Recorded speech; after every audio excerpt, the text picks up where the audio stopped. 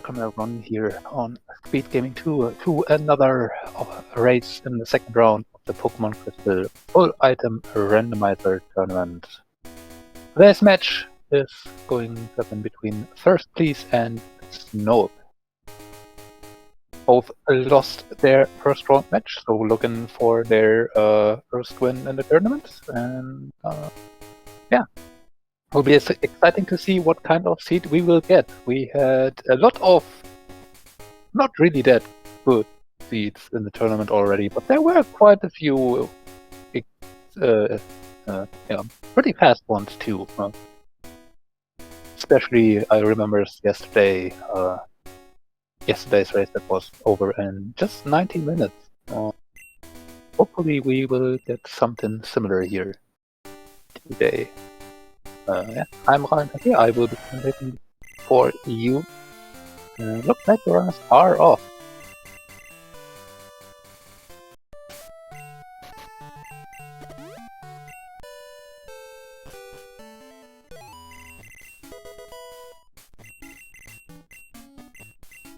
Okay, seems like both are starting at daytime on Saturday when I caught that right.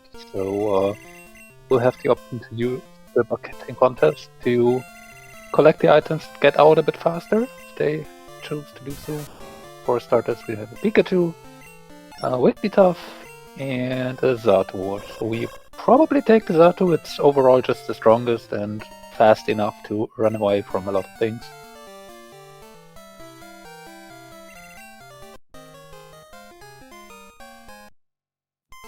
Could take Pikachu, but it wouldn't learn any moves if he evolved it. And Raichu, not the greatest Mon to run, so yeah. Xatu, probably a decent choice, and it has Teleport. Ooh, that's very nice to see early on. Especially if you don't have located a Fly yet.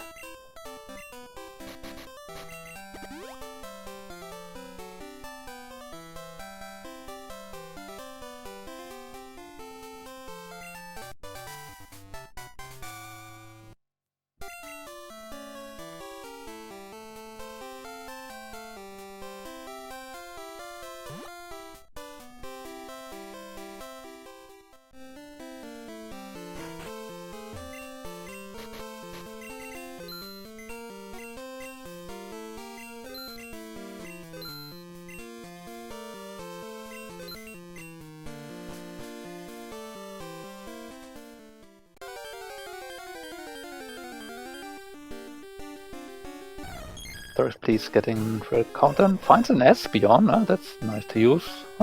That has Flamethrower.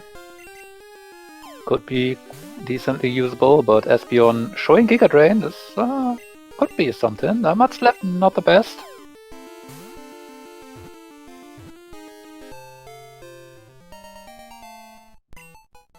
Nope. Looking for something, not happy with the Weezing that we saw so far.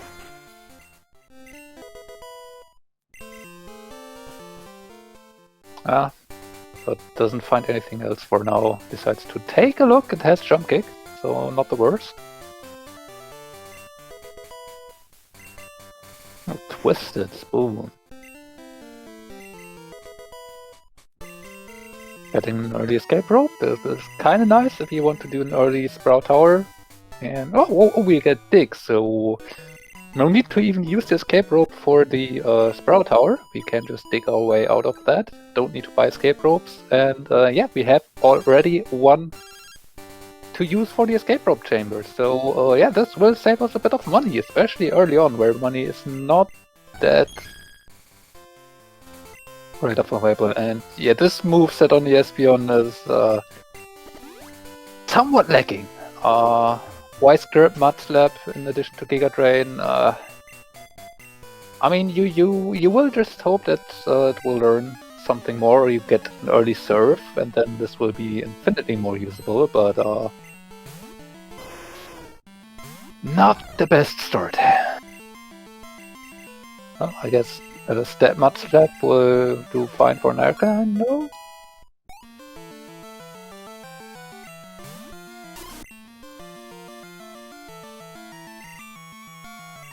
Oh, and Espeon being confused, annoying. And Dunsparce switching types to grass and now to flying to change against mud. This is not going well. Zatu just came out better, but yeah, Flamethrower will deal with the Dunsparce. So yeah, this Espeon, it needs some help before it can get starting. Espeon is a great main to run, but if it does not have any moves to use, it doesn't help that it has a lot of special attacks. So we'll see. Nope, going through the dark, finding a Sunny Day TM usable. Oh, there's a Kingdra! And it has a double edge, that's a definite... Wait, okay. Meanwhile, Snoep has already collected 2/3 of the Pokegear. Pokegear itself and the expansion card. So whatever we might run, we might ditch it fairly soon again. Oh, Sword Stance, Blizzard Swift I saw. I think, yeah, that might be an immediate main switch for Thirst, please.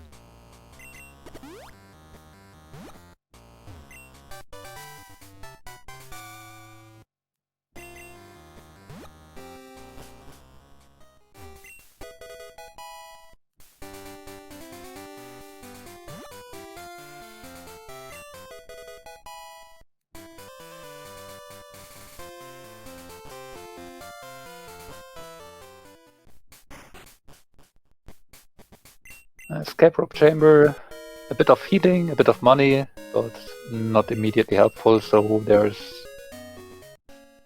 probably going to be a Sprout Tower climb happening sooner than later. Snoep looking on 36 for main. Sees a Kingler, decides to not use it.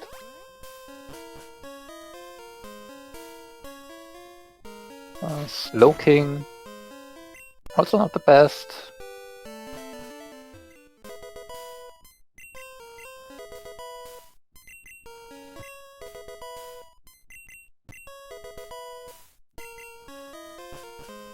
Nope, not happy with what he was given so far. Blastoise could be something, that's even the level 6. And it has Spark. Yeah, that's probably good enough.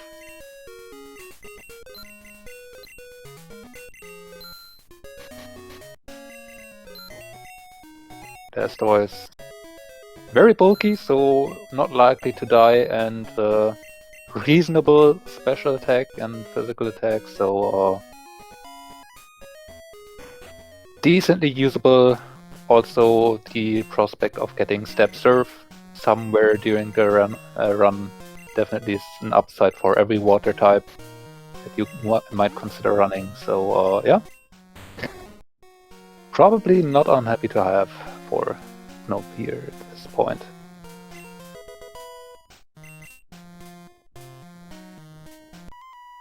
Both teaching Dig, even no, not to the Blastoise. Okay, yeah, I was kind of surprised a bit. I mean, you can use Dig as an offensive move. It's not the greatest though in this generation, at least.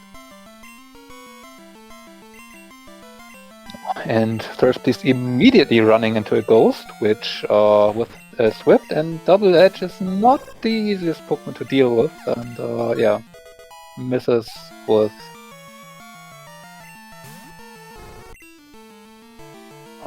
Blizzard 3 times, I believe, or at least twice. So not going too great here. Spark and Bite, yeah, this Blastoise will probably do just fine. Not the greatest late game moveset, but for now it will probably be more than enough. Submission, okay. Fighting type move, reasonably strong. And Thirstpils has to dip out of the Sprout Tower. Luckily we do have Dig, so this will not cost us much money, it's just annoying in terms of time lost.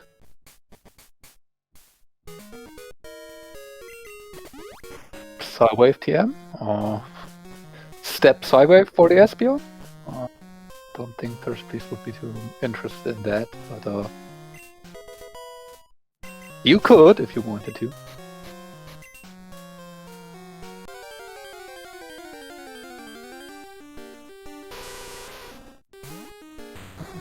Interesting Crowbat here. Decides to feint it for XP. Immediately takes another level to the Kingdra. Levels this early on help. Oh, Step Thunderbolt Voltorb. Oh, yeah, this still might be a problem for Blastoise. Not only for that, apparently. That hurts quite a bit. Meanwhile, now that Thirst is not encountering a ghost, can actually use Sword Stance to use with Swift and Double Edge, and looks like Snoep, yeah, was sent back to the center. So,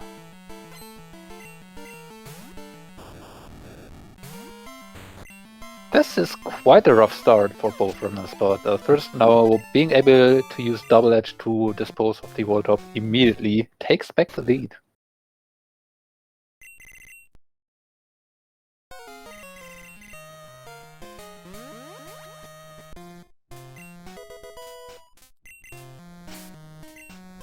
Snoep now getting the flinch on Bite, which is pretty important, so can get an additional attack in with the Voltorb and deal with it this time.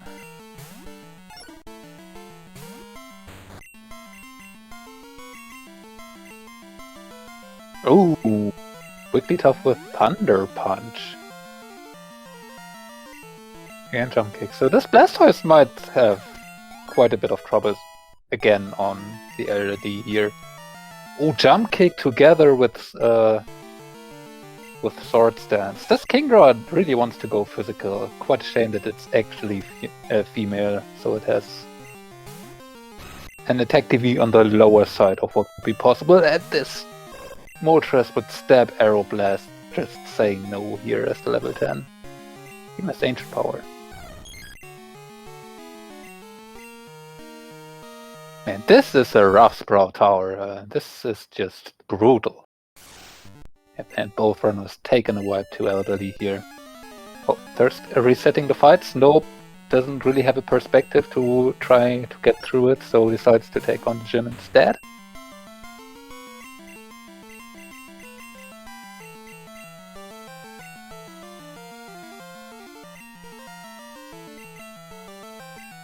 Well, Quagsire apparently only knows Vice Grip, which is not too big of a problem. A few bites will take care of it for the Blastoise.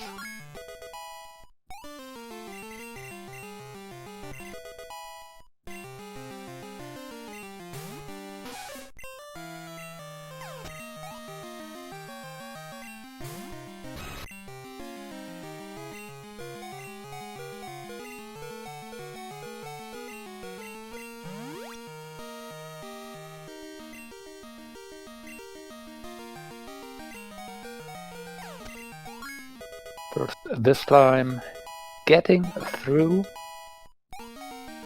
and gets immediately 3 levels out of it. Let's see if Elderly is actually required, and that's a Fire Punch TM.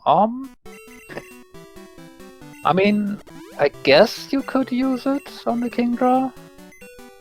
You probably don't want to right now, although now that you have Jump Kick, you actually have something for rocks, so you're not really that big on Blizzard, and the fact that Fire Punch is 100% accurate instead of which Blizzard is not, might be reason enough to teach it for now, and also will help you with your PP management. Blizzard having only 5 of them, not too great. Snoep could probably use the Fire Punch a bit more right now. Blastoise having only Spark and Bite could certainly use a third move. Fire Punch is decently strong to use.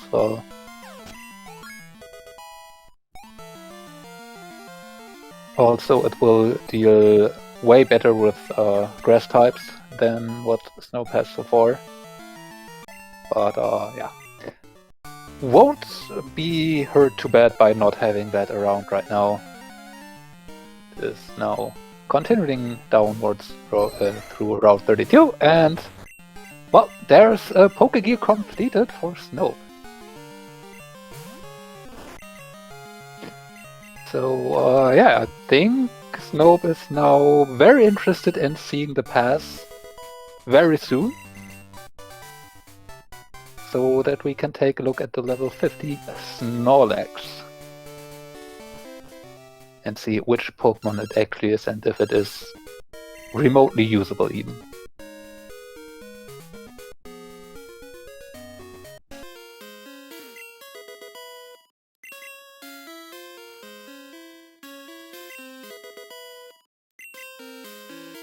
thirstpls has dealt with Faulkner, also took the egg now.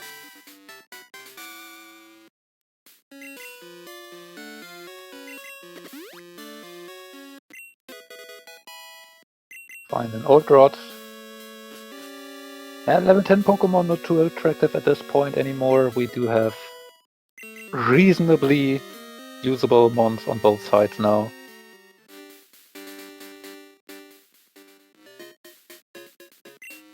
Just completing their Pokegear part, and Snoep decides to head into Ilex Forest before dealing with anything in Azalea. Let's see if this is an Ilex Forest only, or if Azalea will be completely skipped for now, and we will see Snoep rushing for Goldenrod. That does find a hive badge here right outside in the woods, so Bugsy apparently lost it on the way or on a trip to see if there are some bugs actually here in Ilex.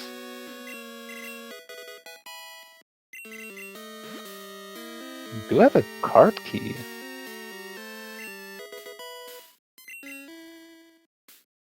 Now this won't come into play until we get 7 badges on both sides.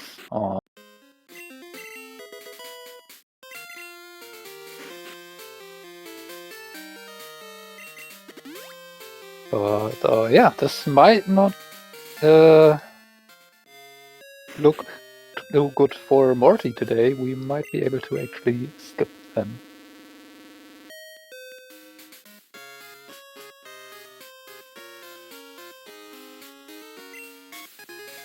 And we do have door badge here in Goldenrod Mart basement.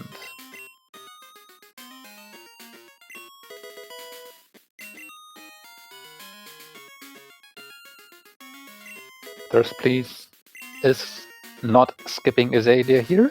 And I mean, with the Kingdra, probably well equipped to handle it. Kicks a clever. I think Trickums, wherever he is rejoicing right now.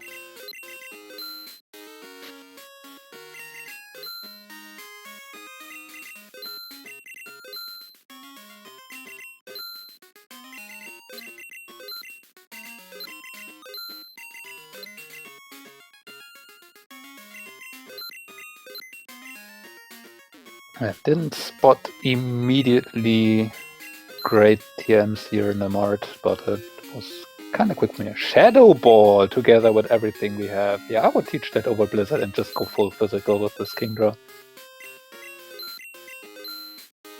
This Kingdra is on a mission, and I would just accept the philosophy it's going with. So move tutor has for us sludge and double kick, so yeah, could be something Thirst could think about taking or trading a jump kick for double kick. Jump kick not 100% accurate, and if you miss, you lose a bit of HP. Earth badge on the radio card check.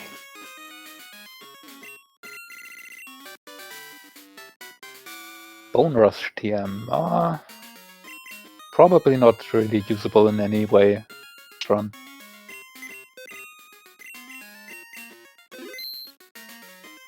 Well, kicking a Tyranitar. Yeah, this Kingdra is doing just fine.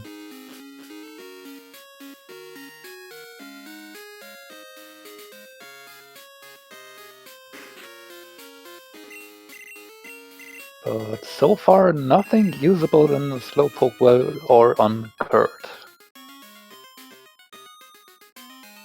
So Azalea skip so far, no problem for Snoep.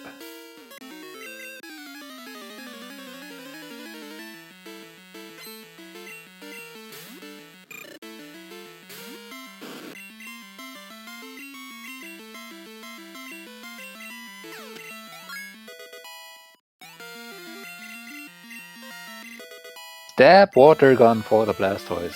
Here we go.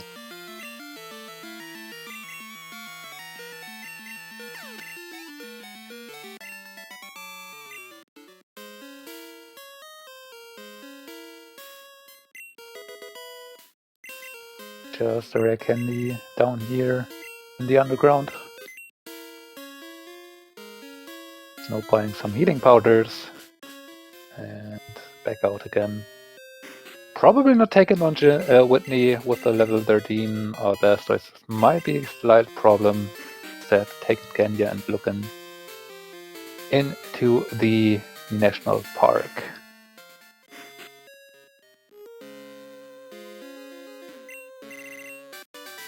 And there is Fly for Snoep. So Azalea skip absolutely paying off here. Kind of. Meanwhile, yeah, there was nothing important in this area, but a Psychic TM could definitely prove helpful. And yeah, especially for Snoep, that teleport of Mizzatu really not coming into play at all. And even for thirstpls, there is no reason that it should be chosen at any point. But yeah, national park, nothing.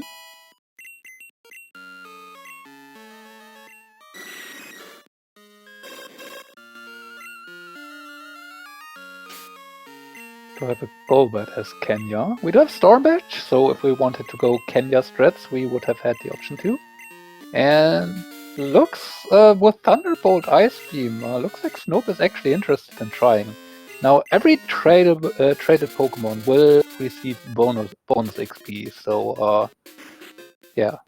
With we not being the original trainer of that Kenya, we could just deattach the male, reattach it to a different Pokemon, and yeah, keep the Kenya, just trade off a Pokemon that we have no use for, and yep.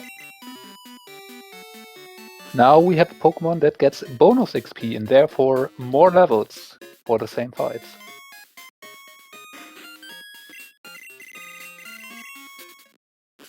Snoep now deciding to go back to Azalea. Has not missed anything here though, so far.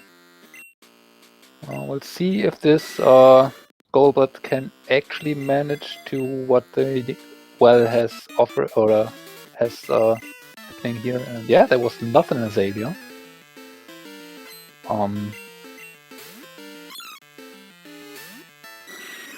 The Lugia with Aeroblast might prove difficult. As far as I know, especially Crobat is more of an physical attacker, so Thunderbolt Ice Beam, while a very great moveset, is not the best for Golbat, but yeah, since happiness evolutions in this version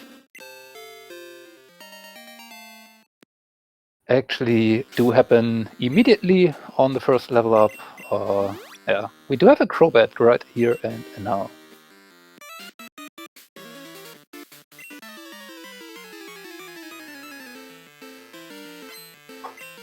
I'll be coming here with the stats, 90 attack, 70 special attack on Crobat, so yeah, not the best, but it's better than other. Stab Sludge is definitely improvement in that regard. As that bot used to.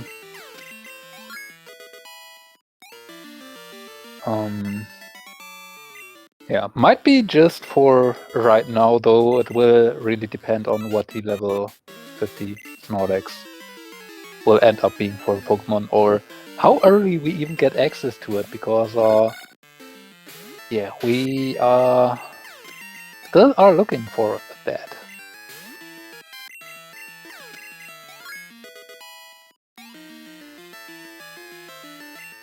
Those TMs are basically not usable.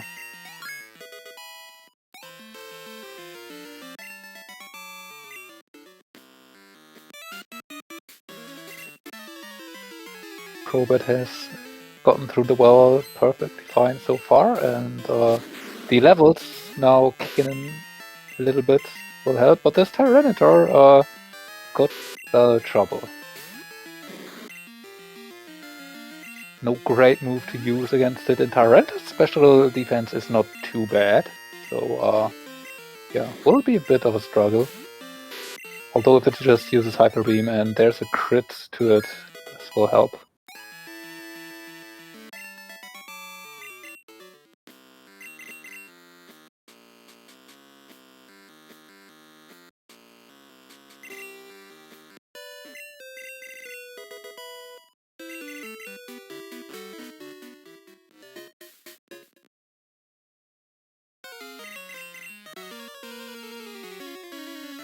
And yeah, right now, our options are kind of limited in what we can do. There's still Whitney that we need to check for 2 checks, and there's the Kenya return quest.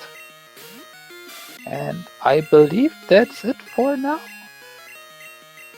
Snoep still has Elderly, and yeah, the Aeroblast Lugia,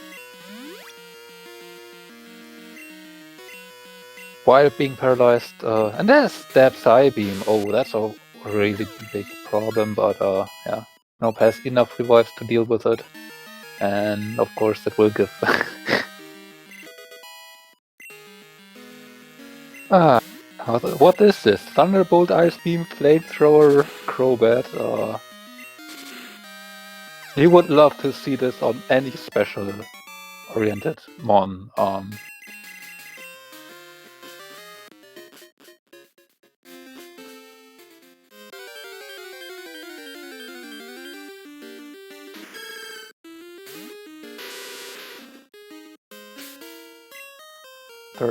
The first one to go into Whitney's gym.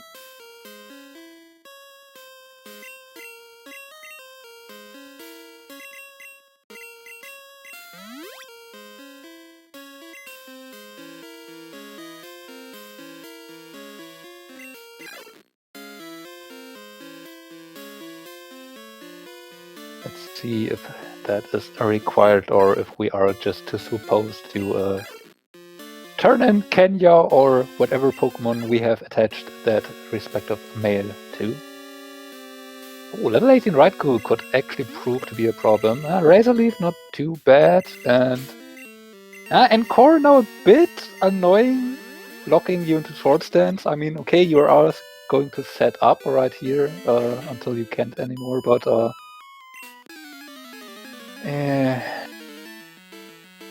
somewhat unfortunate right now. Because you want to actually deal damage at some point. And gets locked into Encore again. Oh, this is bad.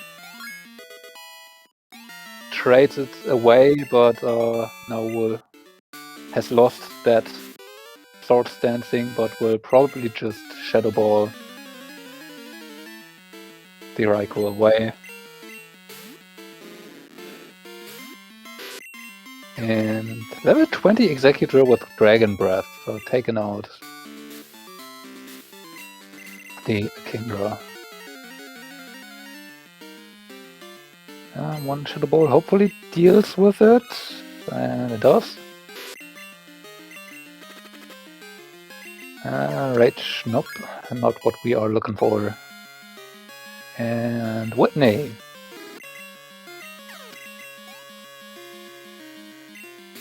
Has nothing.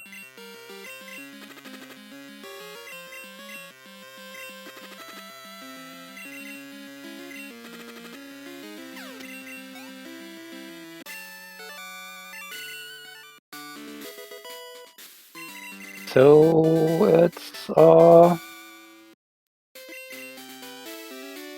it's Kenya.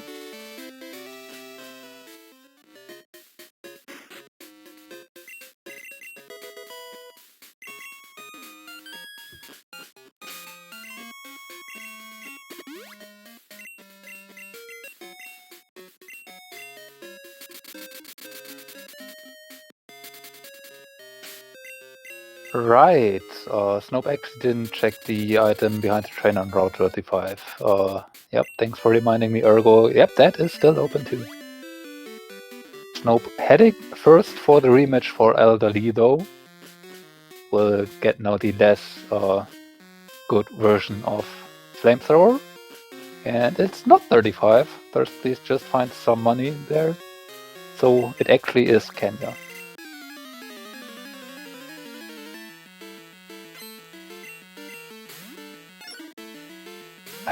First, please. Finding Fly, probably very happy to see that, considering that Kenya will be apparently required to just trade in.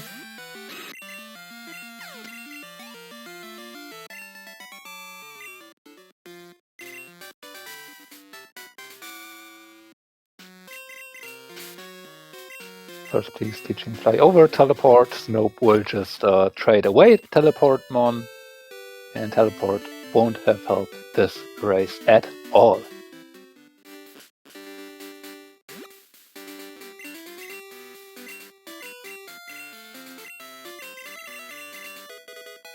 There's the pass. So everything we did up until now might just be completely irrelevant.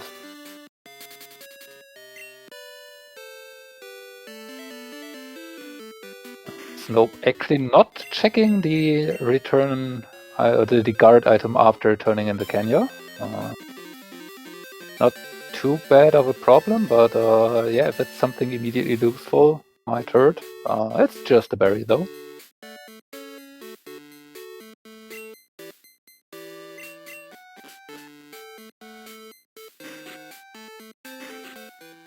Yeah, so now we will do just a little bit of quick checks here while unlocking a few fly points, and then probably head over to Vermilion to check out what our level 50 Pokemon this round is.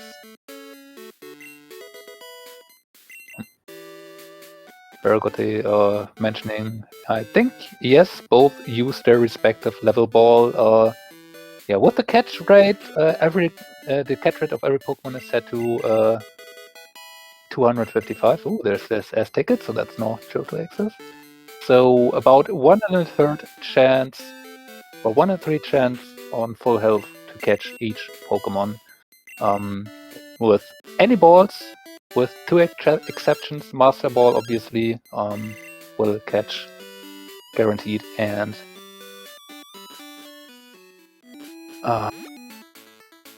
the level ball will actually just act as a Master Ball for, I believe, most, if not all, Pokemon at all levels. So yeah, both of them actually using their level ball before having before getting to Snorlax might be a bit annoying here right now.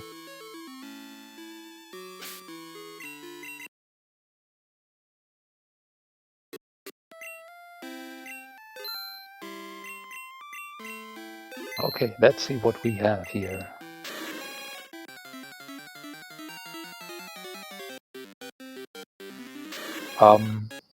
Yeah, okay, we'll take it.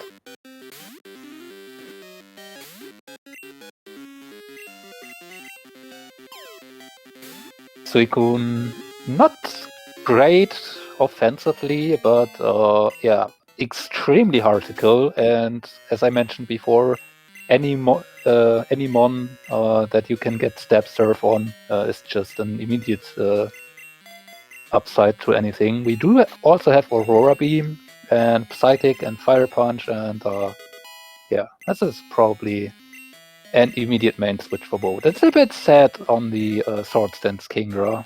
It really was on a mission. But yeah, alas.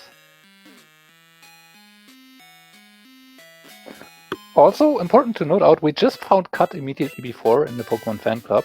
So we can actually just move through all of West Kanto to right now. Finding a Rainbow Wing.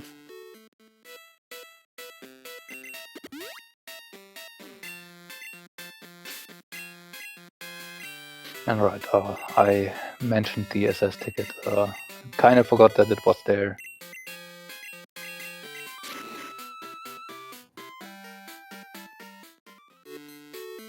But both should have that.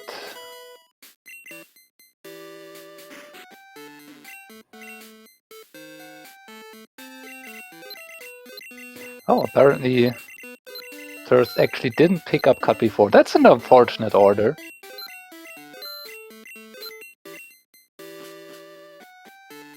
We'll pick it up right now after just going to Route 2. And this, ladies and gentlemen, is why you do this check before doing the Snorlax. Because there's just no reason to put it off. And especially if you have 5 badge. If cut is here, you save your second trip through Diglett Cave. Huh? Thirst deciding to use that as an excuse, though, to go towards Route 12.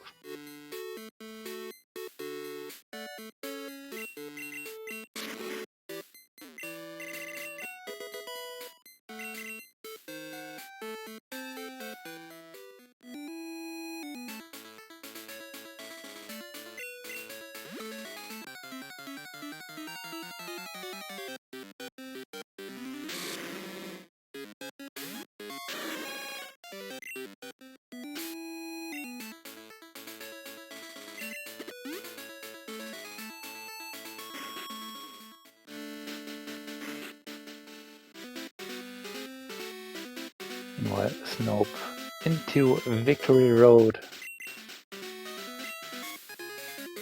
finds the Rising badge.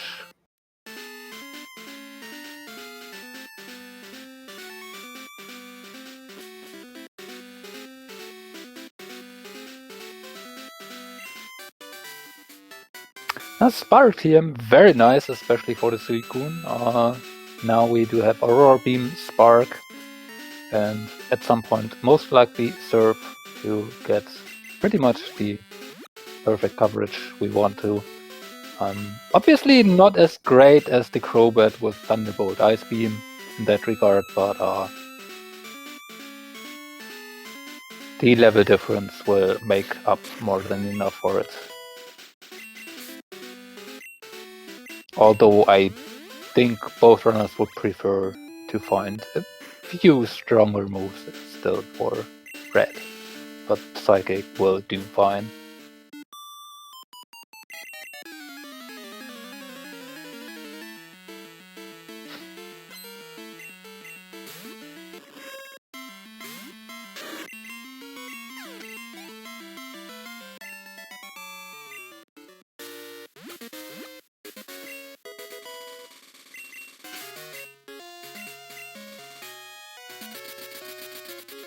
Nothing on Route 26. Snoep flying back to Vermilion. Apparently also going... No, maybe taking the boat. Yep, looks like it. Which does make sense. You get access to North Kanto, unlock all the fly points, do quick checks on the way. Maybe we do Lighthouse. Maybe we'll wait a bit for now.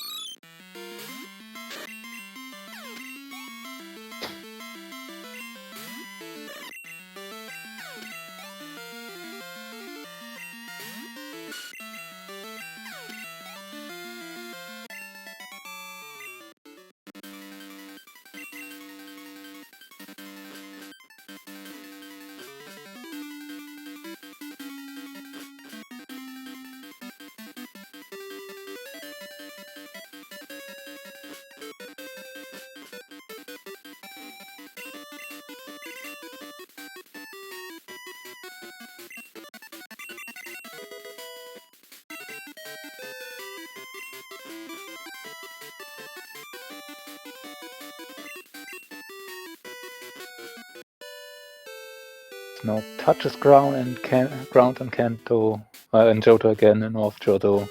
And looks like Thirst will be following immediately.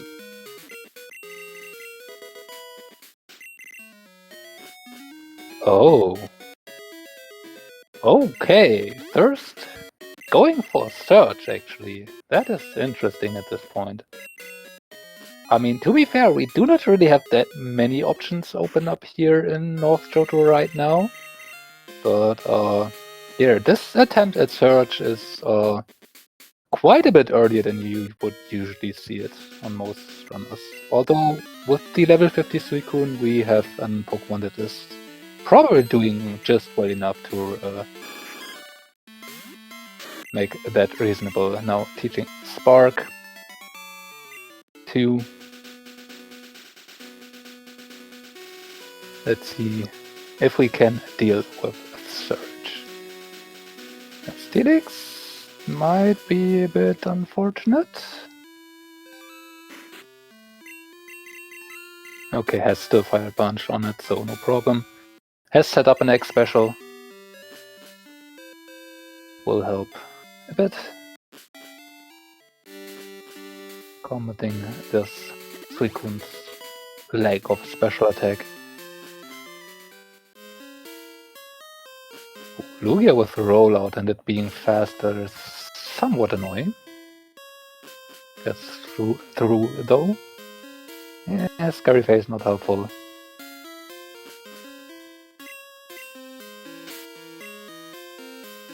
But yeah, that is a search done for Thirst Please, and we get a candy for it.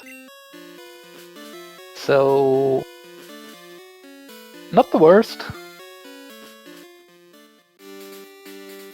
2 or 3 additional levels on the Suicune out of it is a reasonable trade-off, but not what Thirst Please was hoping for, certainly. Looks like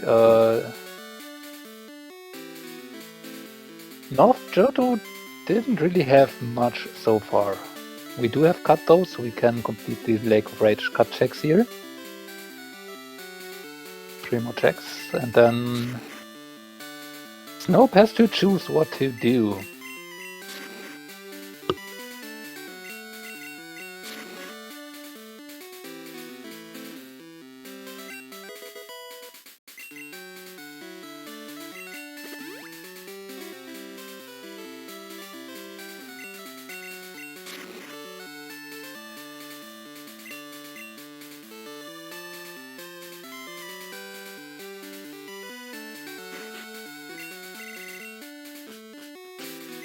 Yep, North Johto, nothing so far. Snoep back to Goldenrods. This might be Whitney. Yep. And then probably the Kenya return item and Route 35. Which we know have nothing so far, so Lighthouse looks like an interesting prospect. Of course, we could go down Cycling Road and fight Janine.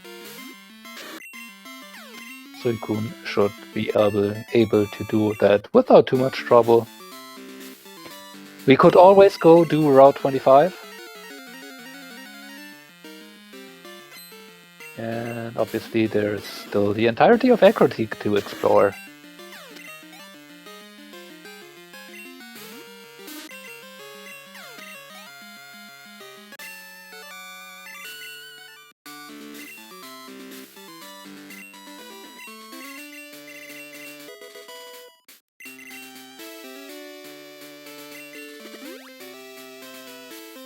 I mean, we do have cut, so could be kind of interesting to see maybe one of our runners do an early Route 25 here, because with the Suicune, oh, Snoep, some slight movement error here, running into the optional.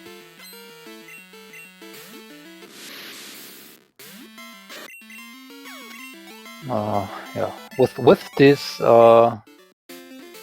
early Snorlax Suicunes, we definitely could do Route 25 decently fast already.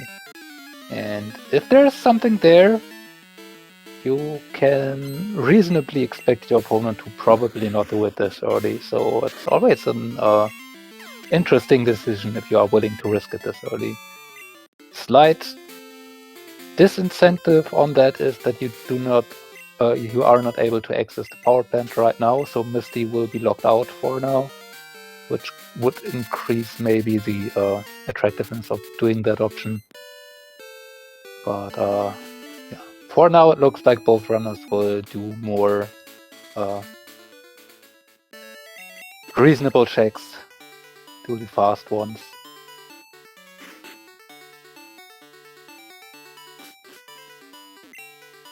And then see from there. Snoep going for a shopping trip here in Celadon. Probably buying a few more repels. 13 super repels are certainly not enough. Buying a few hyper potions. Taking a peek at the TMs here. Was that drill pack? I couldn't fully catch it fast enough. Snoep was going through very quick.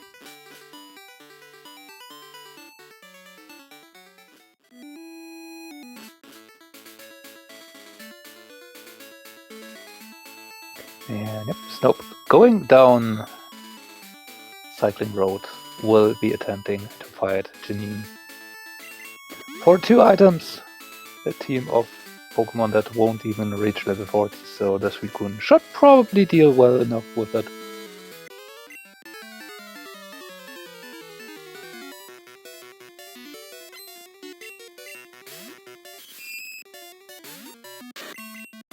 Generate no problem to enter Fuchsia.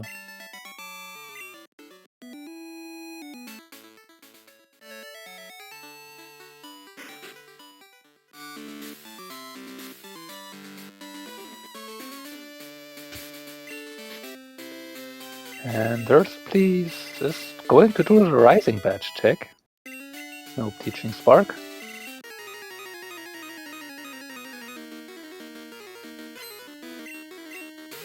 Just a Max Elixir on Elm.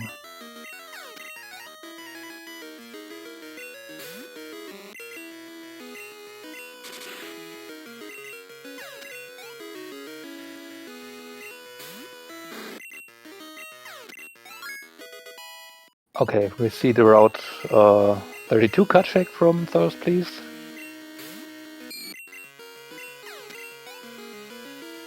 Which has the Silver Wing.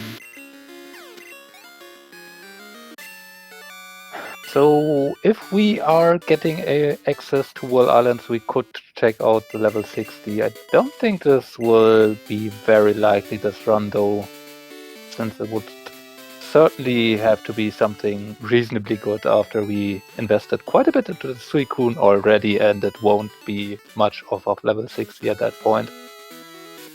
So there's not a lot that would be straight up better.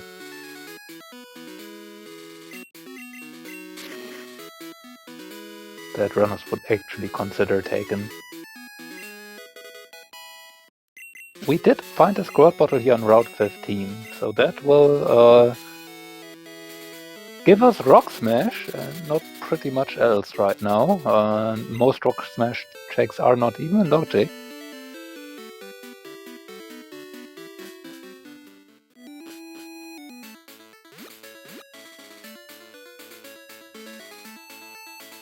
thirstpls has decided to take on the Lighthouse, which is reasonable. 5 items in here. So it's the spot where our progression most likely is hiding right now.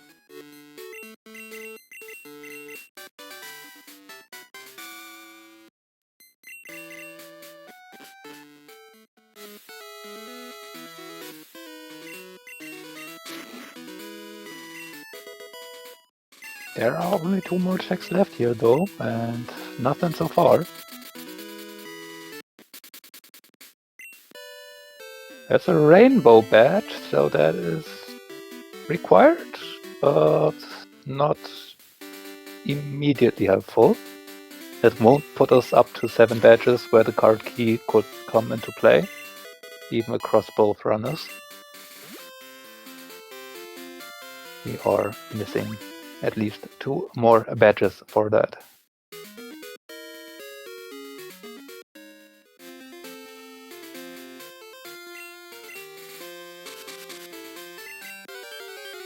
Yeah, and that was the lighthouse, so maybe it is Acrotique after all. We do have the Rock Smash item in Burn Tower, we do have the 2 items on Morty, we do have the Kimono Girls. Sabrina, while technically doable, is not a logic yet. That check will require you to have 7 badges before the seed can expect you to do it, which we obviously have not reached yet. But, I mean, it's a check for a fight, and the Suicune is high level enough that we should deal with it, so why not do it? Even if it's not in logic, it could maybe point you to where you should go.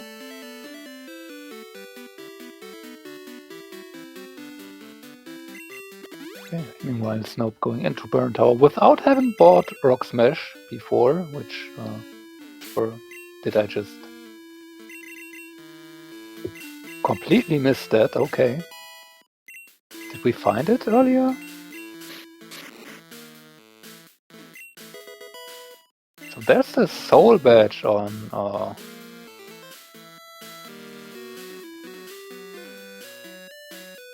Sabrina.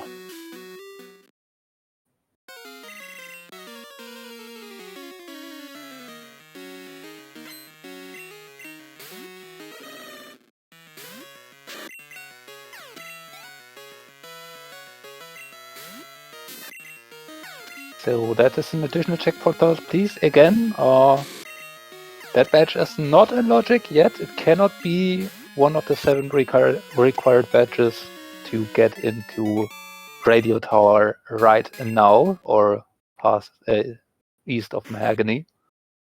So this is something to keep in mind for, but we have Romas on Snoep.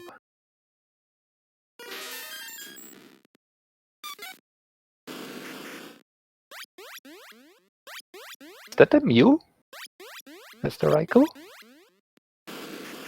Yep, that is Drill Peck, so very good offensive, very good physical attack.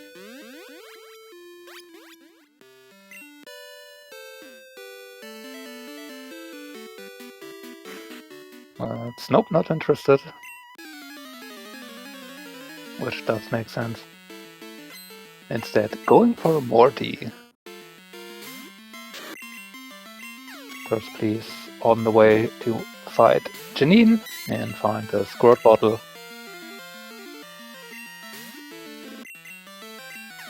Yeah, and I don't expect too much difference between our runners for a while, between some of the one-off checks maybe like Sabrina, so we'll see at what point Snope will do that, but I would expect this won't be too big of a problem for the race. But yeah, since our options are currently very, very limited,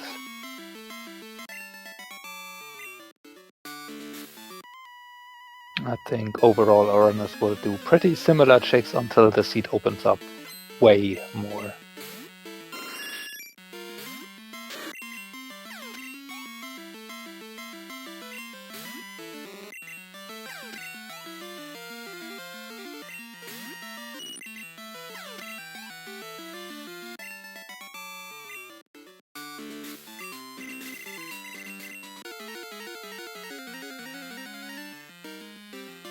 Okay, Snope on Morty.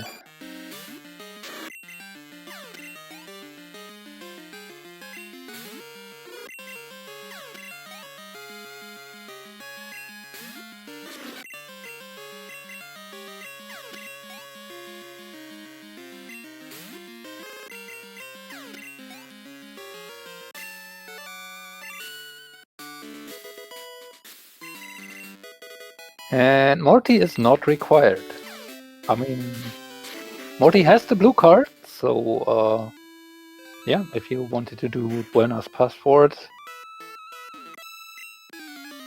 shop, you would be probably happy to find that, but that is not required for this mode, so yep, Morty was just a waste of time. Snoep has decided to take on Kimono Girls.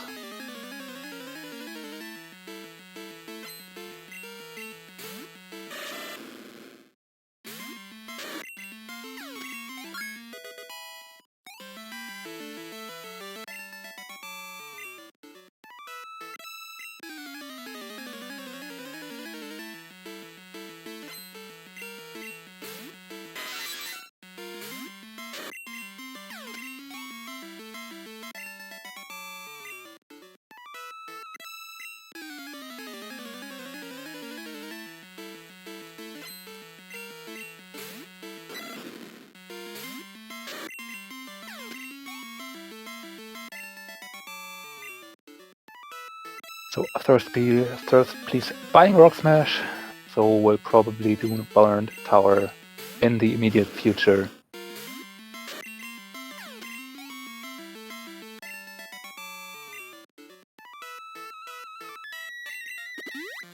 And Kimono Girls are not required.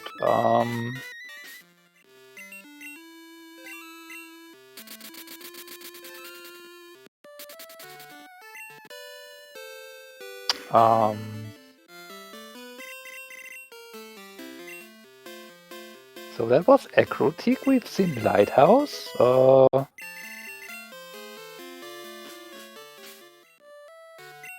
we have to do Erika? Okay, Erika, right. That's still open. We do have cut. And there's Route 25, obviously. But yeah, Erika, especially with the Suicune. Reasonable options. Slightly surprised that we see Erika so late in these chains. I mean, Snoep still has not done Surge.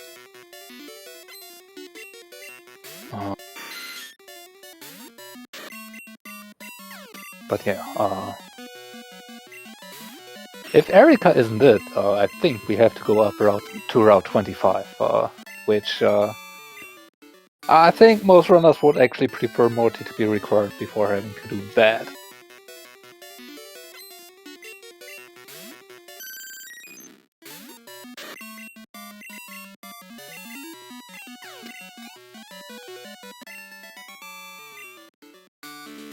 First, please finding out that the Kimono Girls have nothing, so we'll probably do Burned Tower next into Morty.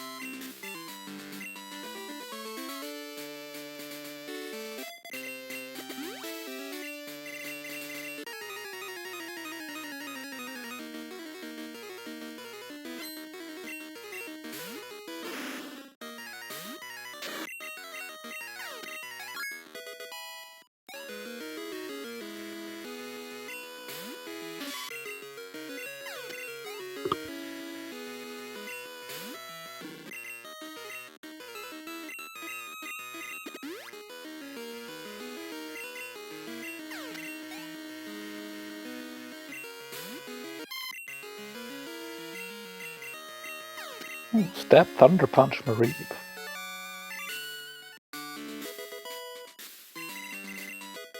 And Erika has the red scale, so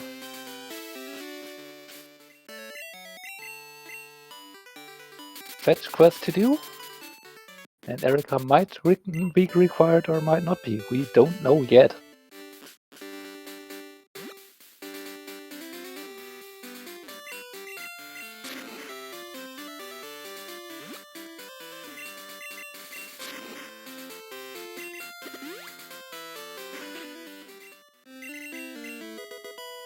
And Erika is not required. So Snoep attempting to do the Dark Cave Rock Smash checks out of logic. We do not have Flash yet, nor do we have Zephyr Badge, so while our runners might be able to navigate through the dark, the seed cannot expect you to do this, so everything we find here is not what we are supposed to find right now to progress the seed.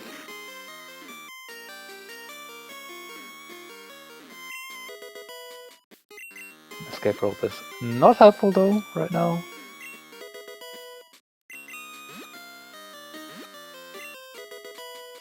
And this was just a whole lot of nothing. There's one item here on Route 46. Well, this item also is not a logic, since our only way to access it is through the rock smash in the dark, but all of this was just not required.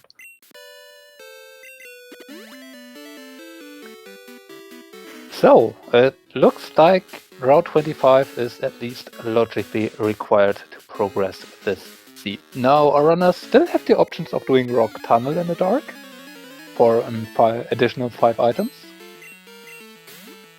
And Snoep has still Sabrina on Search to do.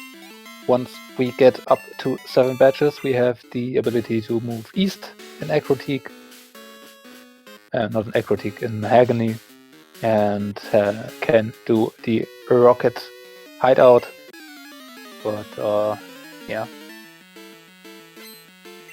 Since this whole badge is out of logic, still we are only on 5 badges towards that, so it cannot be just a single badge on Route 25 that we are missing. So it's most likely something that opens up more progression. Since we have neither Flash nor Sever badge, neither Surf nor Fog badge, and neither Strength nor Plane badge, it's likely that it's something else that opens up more movement. I mean, we have access to Victory Road, right? We can do E4, now that I think about it. Because that was actually just available.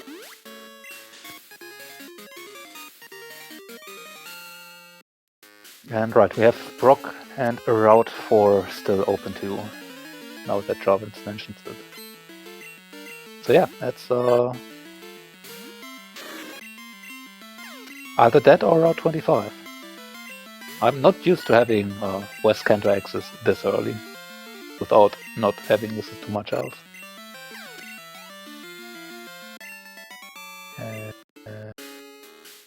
Looks like we actually are getting to see Brock on the side of Thirst.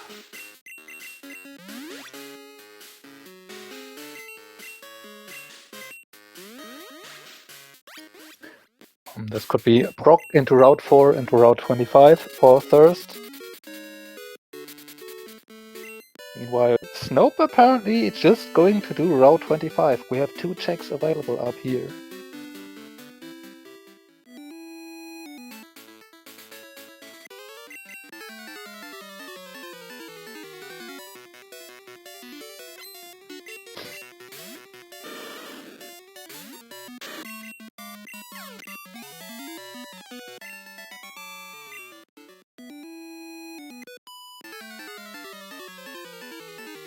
First, please, setting up some X specials to fight Brock here. That is what we're probably seeing a few more times during this run. Suikun's moves are not the strongest, and Suikun's special attack is already mentioned quite a few times, not the greatest, so having the ability to use some X specials, especially with how bulky the Suicune is a good way to get through these fights.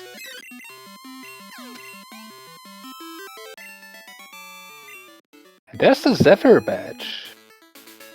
This will open up one more check in Johto on Route 32 for Thirst, please, right now. And now actually Flash would enable us to use the or to take the Rock Tunnel check. So if they have not done so, I would probably be tempted to try and do Rock Tunnel out of logic. Although Thirst, please, now having 7 badges is able to do the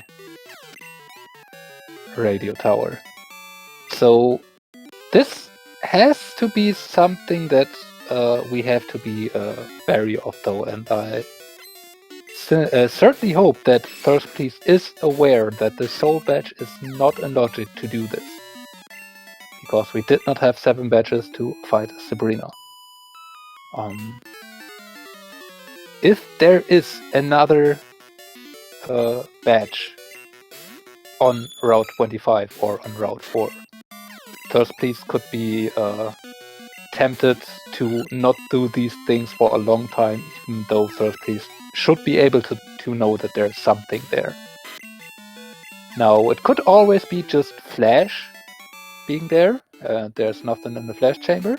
We do not have access to that yet, but the 7th badge that we would require in Rock Tunnel, for example, that would work out pretty well for Thirst in that case. But we'll have to see. Snoep has managed to fight through all of Route 25, and the cut item is an X accuracy, so not required. The fabulous prize is not required, so it's not Route 25. So this means either Route 4 or E4 has to have something, I believe.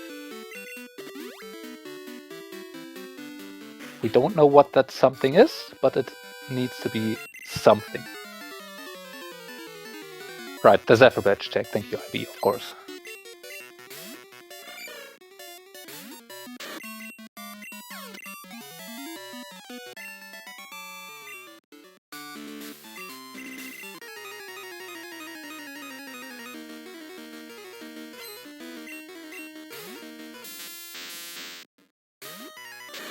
Snoep, about to find that Zephyr badge. Will not be on 7 badges at that point, because Snoep has stayed in logic so far, except for Dark Tunnel or Dark Cave, where nothing was. So we might Snoep actually continue to Route 4 and see if there's something on there. We're probably seeing the Zephyr badge check first, though. It is just very much faster to check.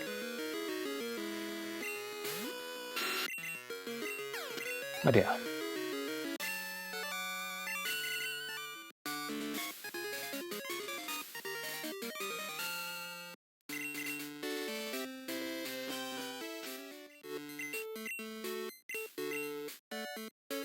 And yep, we will see if the Zephyr badge check is it.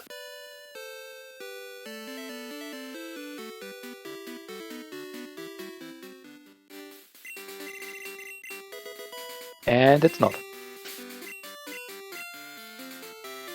So we do have Route 4 and E4 that have to have our logic. How that logic looks, we don't know yet. Clear Bell would be an option, Flash would be an option, a badge would be an option. Or anything that would lead to one of those 3.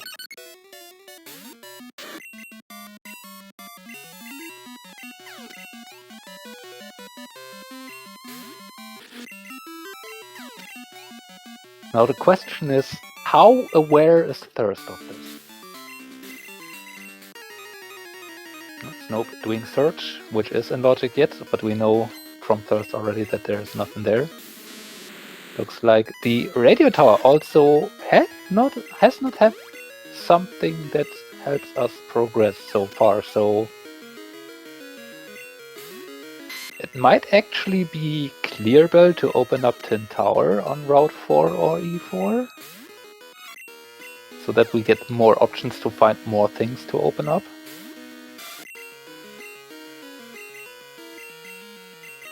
Very curious how this will play out right now.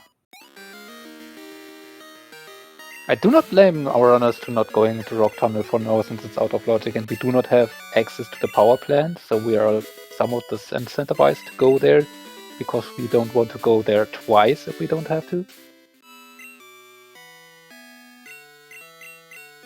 But yeah, Snoep done with search, has nothing found so far, and yeah, radio tower, unless I missed something, was a bust.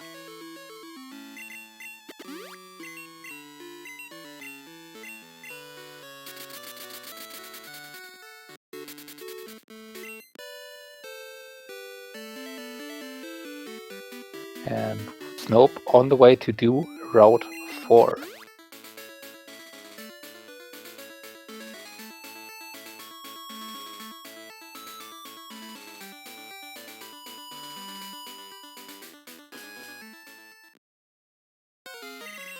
Meanwhile, first, please check in east of Mahogany. There is 4 checks available here, 2 on this route and 2 in Ice Path without strength. Again, these are not in logic. And here's the clear bell. So this means, again, this being locked behind 7 badges that we are not supposed to have logically just yet. This may spell trouble for Thirst Please if he does lose sight of this logic or is not aware of it.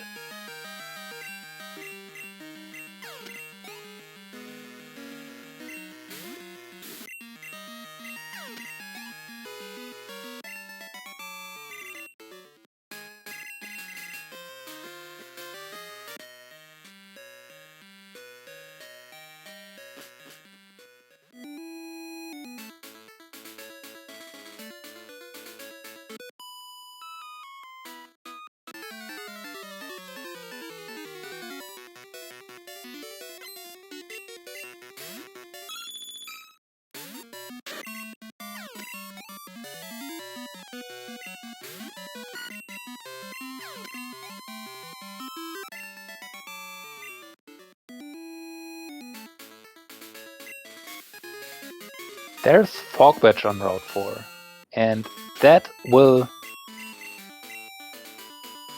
be sufficient enough to get to 7 badges completely in logic. That will enable the clear bell to be found and the radio tower to be done, which Snoep is going to do first and find nothing. But yeah, it's maybe somewhat lucky for Thirst Please that it's actually the Fog Badge that is on Route 4 being missed, because that will lock a huge chunk of the seed after this. So it might be required sooner than later, and Thirst Please, even if not aware of the logic itself, would be kind of forced back to it before too long.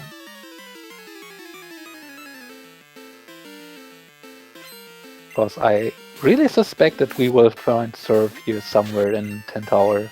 That would open up the seats very, very wide.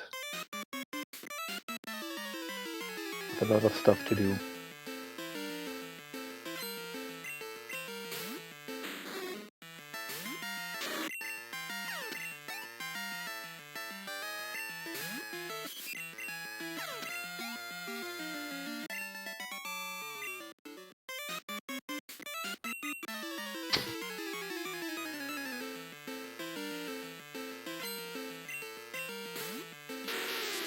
And it might even be sooner than we might think, because if there is just Surf in here and it won't be whole chamber, we need Surf for that, okay.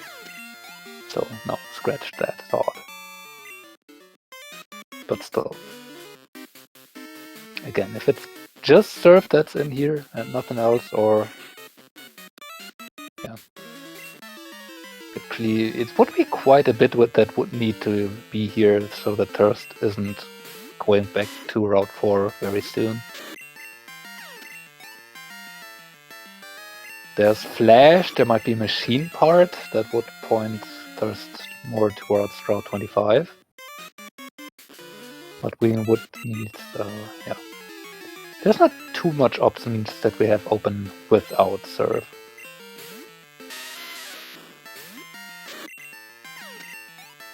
And without missing both parts of Strength right now.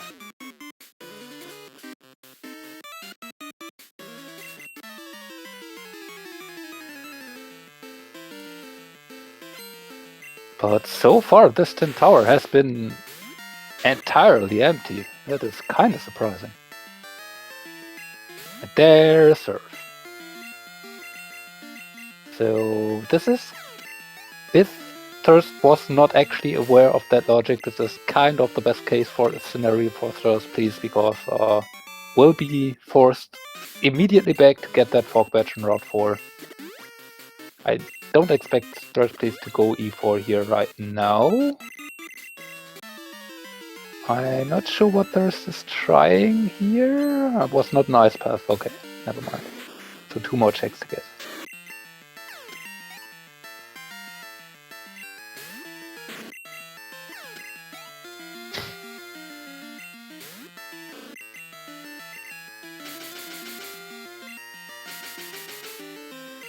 So means that unsuspicious soul badge that Thirst Please got off Sabrina could actually be kind of a factor in this race. There's the Marsh badge. That again would be would require to have found 7 badges before you have access to it. So again, it is not what we were supposed to have logically to access this part. Or even a radio tower.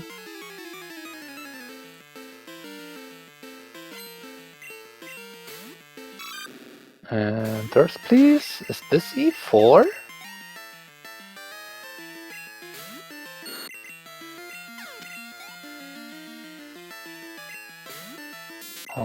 Looks like we get out of Logic Rock Tunnel first. Which I definitely would prefer right now to see. Well, would have preferred earlier actually. At this point for Thirst, it is not a good play anymore since, well,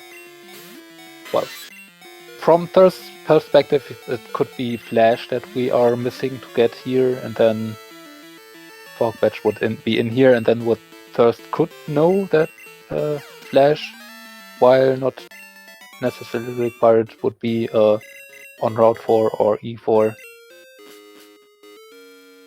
But yeah, knowing that Surf is around, Thirst can still not get to the power plant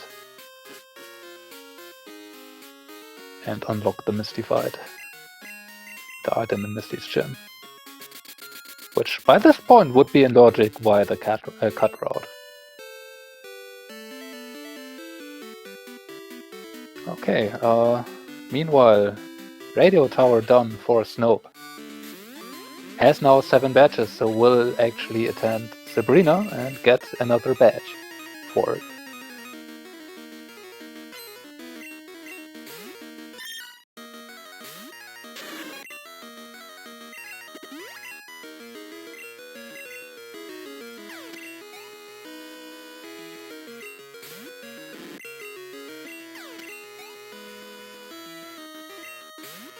First managed to find all the items in the dark in Rock Tunnel and has nothing to count.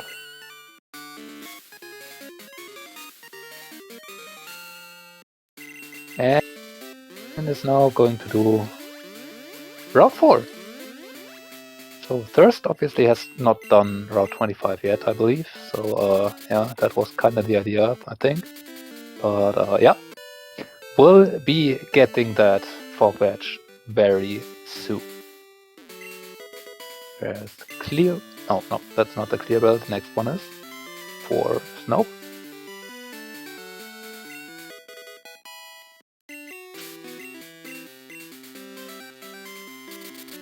Immediately going back for the tower. Morty, 100% not required. But, I mean, technically it's unlikely that you won't do Morty in this. You could, but that would mean you would do a Route 4 before doing Morty, which I kinda don't see in this.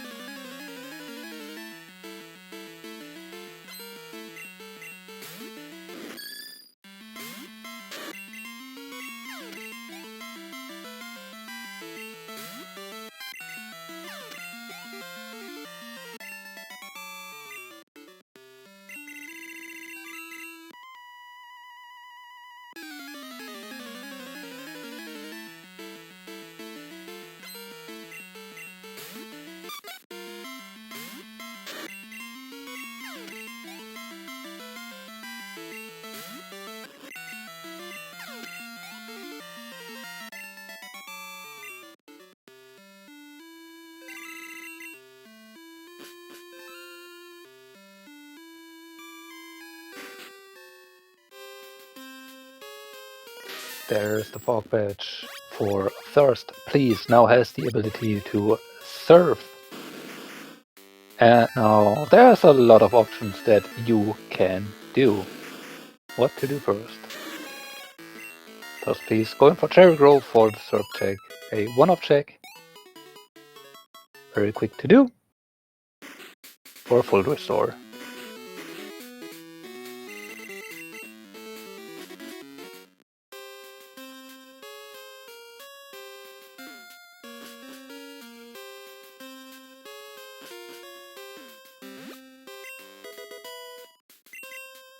First, please continuing to Violet.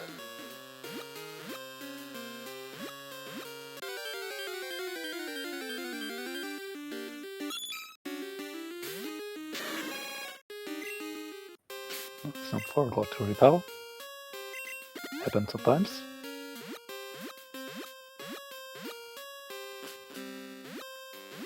Will cost a few seconds.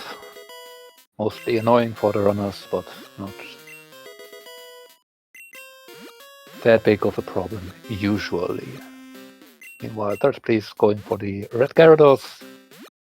We'll get one check here. Might continue into Rocket Hideout, where 10 checks inside and 3 checks after it will be waiting for us.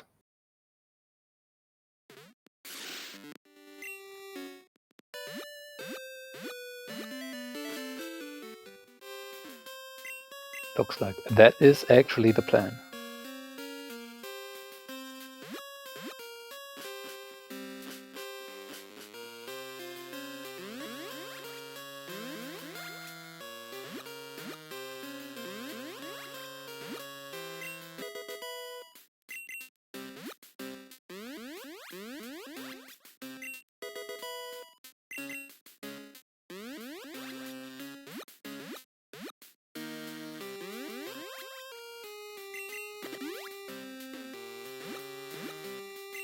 Snoep probably doubting his sanity. At this point, there has to be something in this tower, right? Is probably the question on his mind. And in fact, there is something here. There is a surf for Snoep.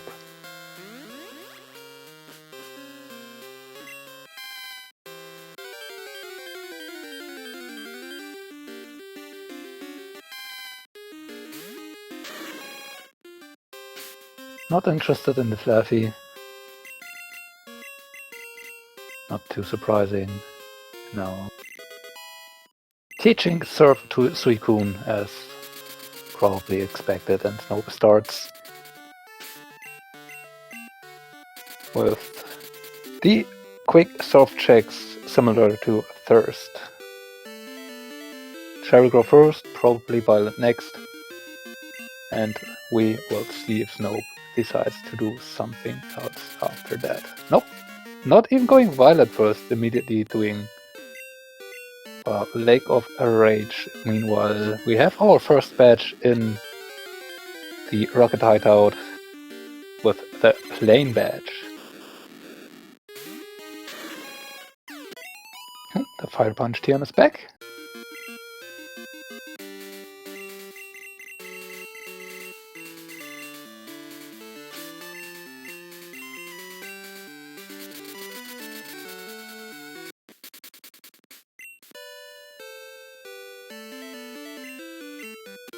And now Snoep, after doing Lake of Rage, is now going into Violet. Again, not too surprising. Quick surf checks.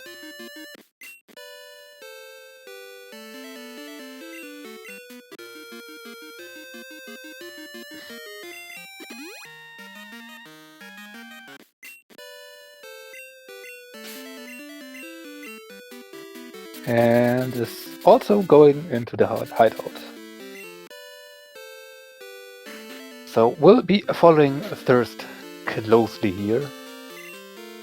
Thirst being about 2 minutes, 2.5 minutes ahead maybe. At this point right now, but that is something that can change very, very quickly. did find a secret potion here.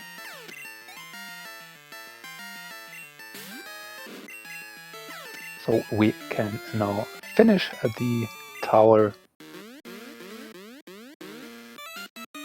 the lighthouse, and fight Jasmine if we want to for 2 more checks.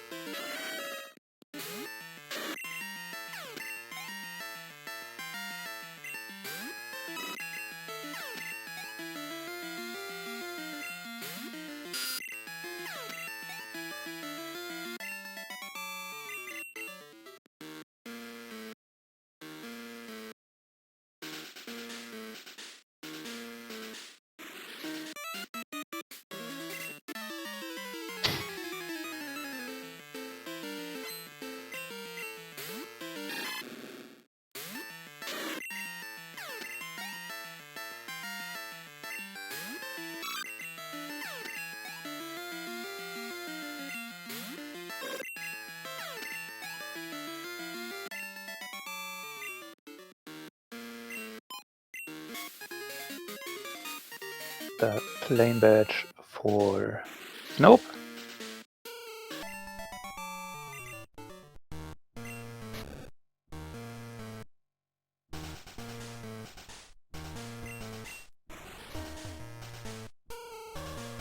But no further badge so far here in Hideout.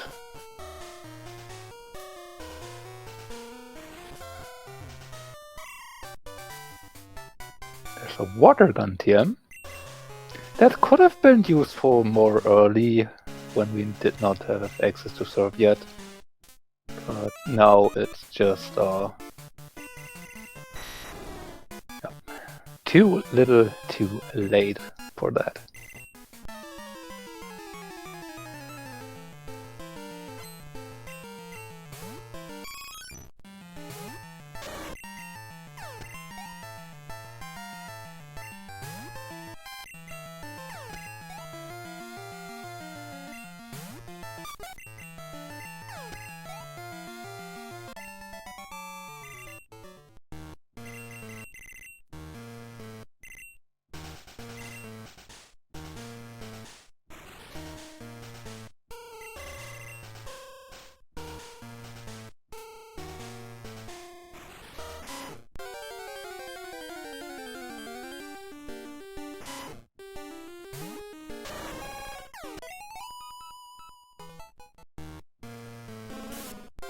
There's the secret potion for Snoep.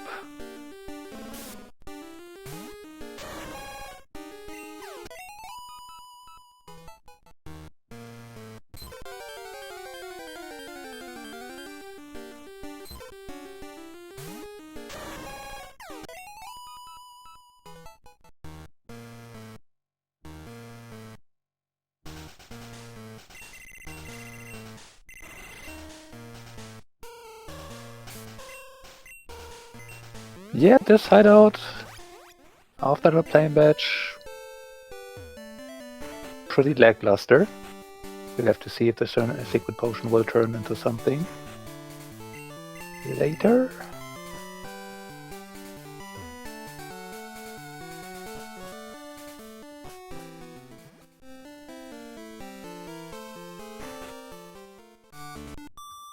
But Thirst is going to fight Price now.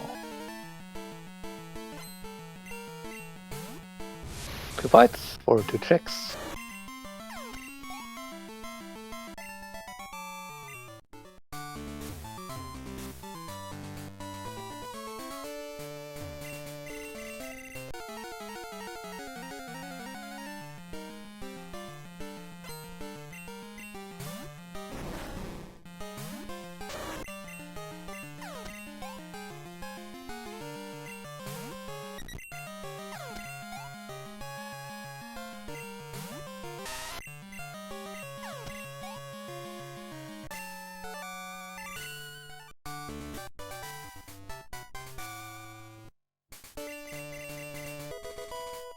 And price not required.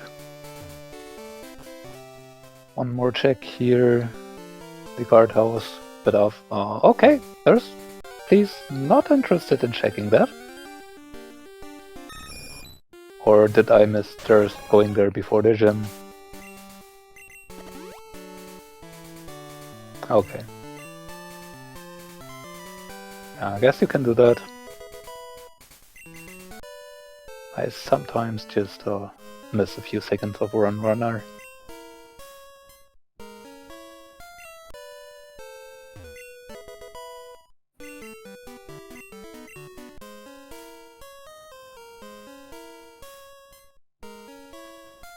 Yeah, decides to go towards Mount Mortar. We do have the surf checks available here now.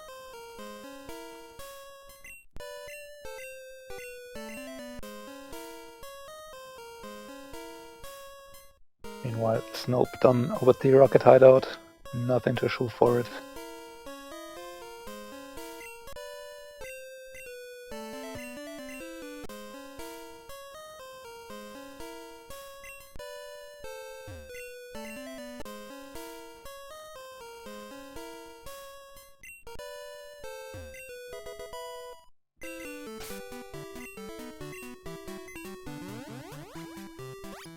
Yeah, nothing in Mount Mortar surfing. Looks like we might get to see Soft Sand Girls next.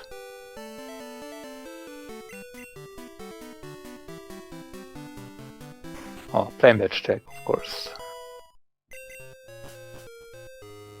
Do have access to that now. We do have that one item Route 34 at least that we are probably going to check. Wonder if Thirst Please, after having done a comparatively early search, is also willing to do Soft Sense Girls right now.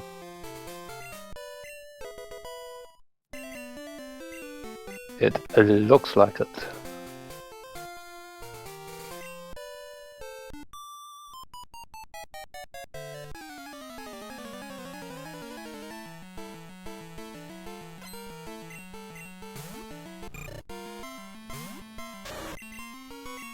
Seems like Snoep also going for Mount Mortar Surf.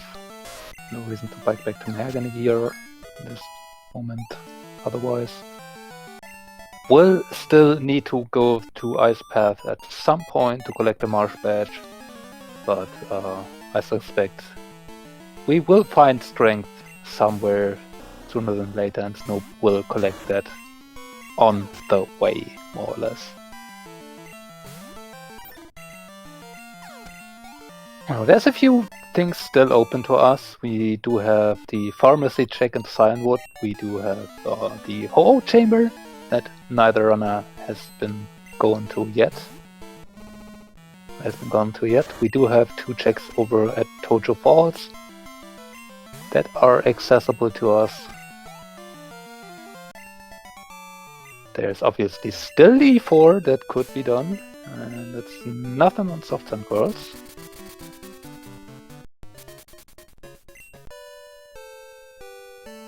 And looks like Thirst Please is going for previously mentioned Ho-Oh chamber.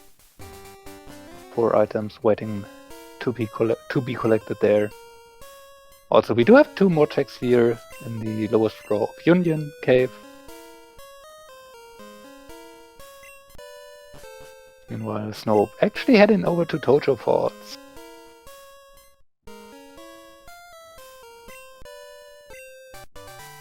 And there's strength, pretty much where we want to have it in Union, so that we can immediately do Water Chamber as well. Meanwhile, there's a Volcano Badge over at Tojo Falls. This could be an interesting one. This location is somewhat isolated, but still a comparatively quick set of checks. So I doubt that Thirst Please will miss this Volcano Badge for so long that it would matter, but it is a badge that is off the obvious path of Thirst Please right now. Speaking of checks that are off the obvious path right now, Snoep going to turn in the secret potion to fight Jasmine for 2 checks. apparently really wants to find strength before going to Ho-Oh Chamber to Route Water Stone Chamber with that. But Ho-Oh Chamber not required, at least. So, yeah. The idea of Snoep may be not that far off of the truth.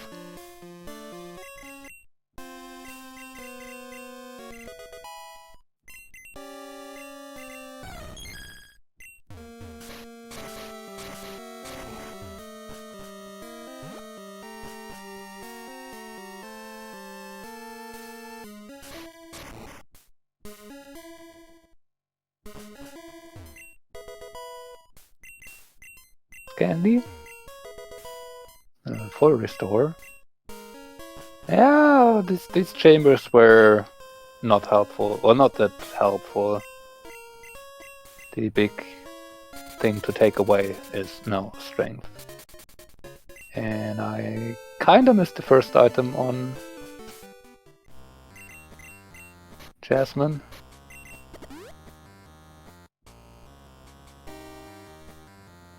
And it did not seem that required. Water's basic. With strength now, going to finish Slowpoke well. Set off 2 checks. Get that area done entirely.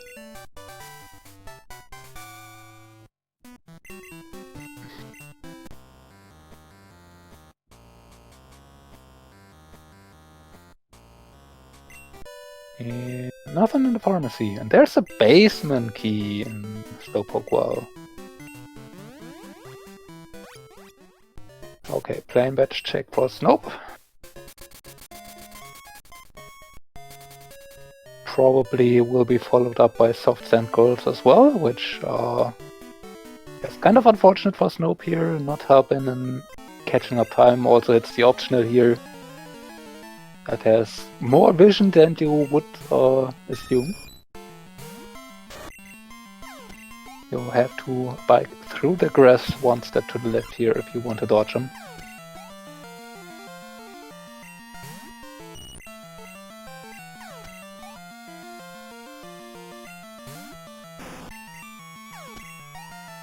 Yeah, Snoep also going for soft sand gold, so Thirst keeping that lead for now.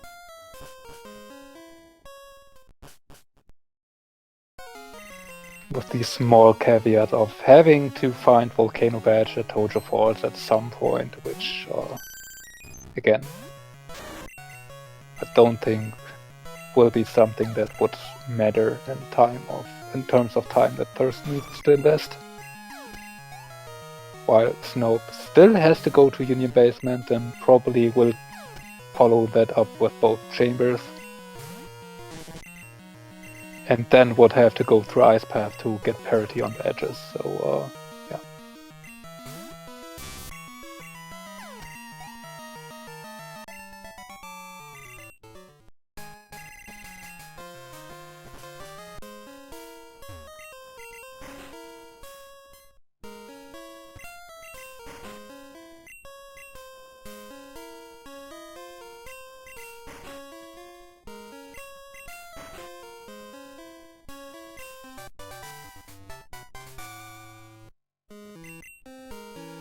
Now finally Snoep going towards Union Basement. Will be finding strength. Might subsequently find the basement key, which I would suspect would prompt Snoep to also to basement. We might see Ice Path first, actually. Oh, there's an earthquake here. Nice to see. But yeah, Suicune is more of a special attacker. You could force the physical attack with X attack and Earthquake if you really wanted to, but again, not that, or not something you would prefer for a Suicune. And switching off the Suicune at this point seems not advisable. With strength, we have one more check here in Burn Tower now, and we do have 4 more checks in Mount Mortar. Looks like Thirst Please is going for those first. And oh, this is unfortunate for Snoep. Head straight to the Ho-Oh chamber before. Oh, no, never mind. Has gone strength. Never mind. I even marked it.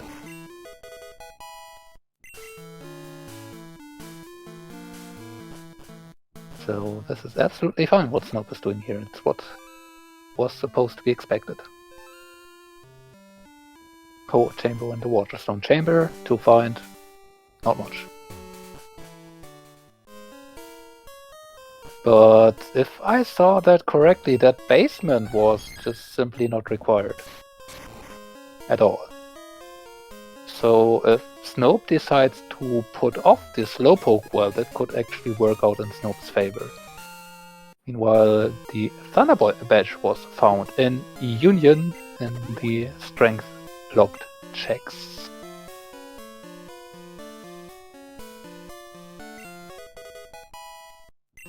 Also gets the item finder, now can find all the items.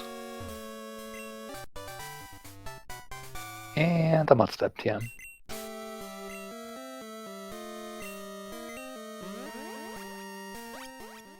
So yeah, 4 more badges have to be located. Thirst Please on the way now over to Blackthorn. Meanwhile, Snoep will find that basement key. So might be tempted to do the basement, which then again would mean that Thirst will keep the advantage for now.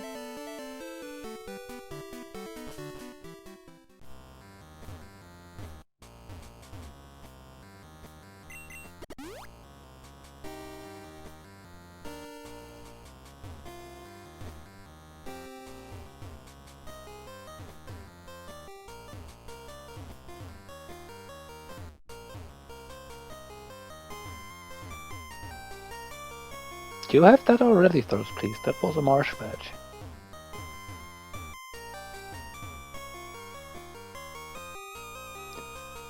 And trying to collect the second one won't help you towards the 16 required badges because they have to be different.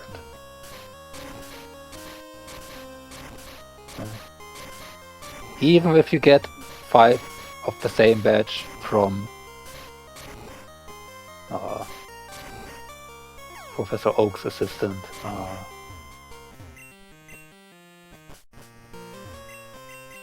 That won't you help at all in terms of getting more than just 1 badge counting towards the required 16.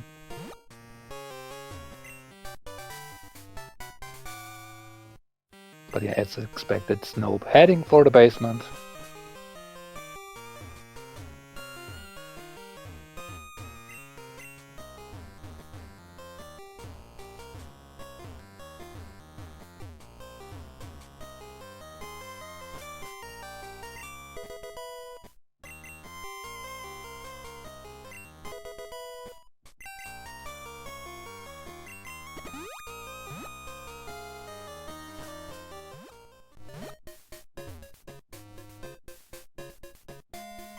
And there was nothing else in Ice Path so far. Dark Cave still out of logic. We have not yet managed to locate Flash.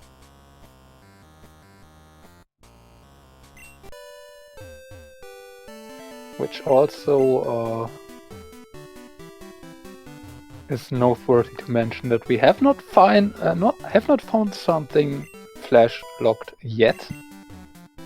So for all we know, Flash might just be on Route 28. Therefore, simply not required.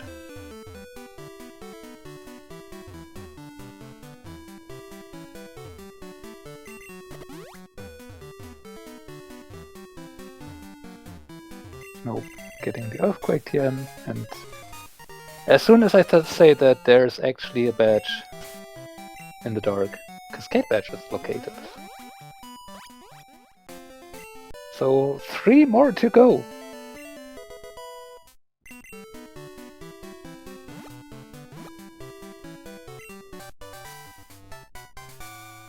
most notably of those, our runners are probably hoping for Glacier Badge to be our go mode, although it would make a very particular scenario possible where Glacier Badge is actually in Dragon's Den and one of the first 2 checks pre-Whirlpool access. And that's not something our runners, or most runners, really want to do ever, to do clear for not even half of the den.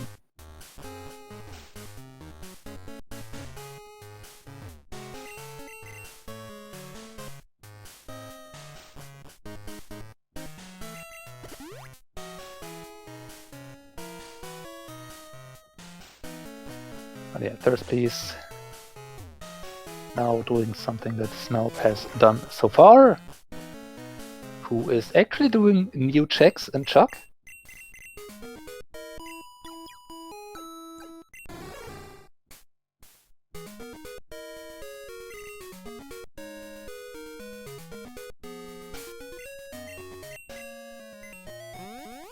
But yeah, advantage still probably here on the side of Thirst Please. Snoep needs to go over to Blackthorn for 2 more badges. Needs to still do Mount as Strength Locked for the Thunder badge. Meanwhile, Thirst Please has only to do Tojo Falls to get the 1 badge that Snoep has already found.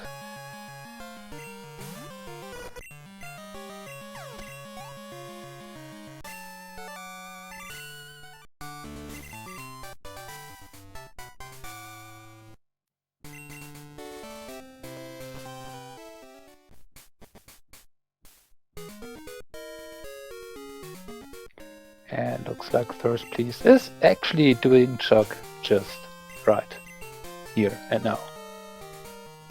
We'll also be able to check the pharmacy while being here. Chuck himself has nothing. Let's see if Chuck's wife has something, and that is Flash. So that will now open up the Flash chamber for 4 additional checks. Will also enable Snoep to cast some light in some of these dark places. Snoep chooses to do so. Is immediately heading to Flash Chamber though. Which Thirst Please probably is doing immediately after this too. No reason not to.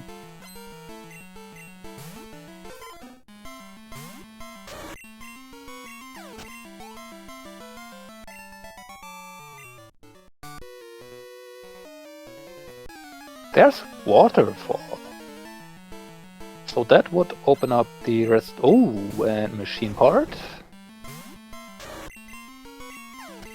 So Waterfall opens up the rest of Mount Mortar, which somewhat works in Snoep's favor in the sense of being able to do the Strength Lock checks now together with the Waterfall locked checks, and therefore catch the Thunder Badge on the way of what you were doing already while doing new checks that we haven't seen yet.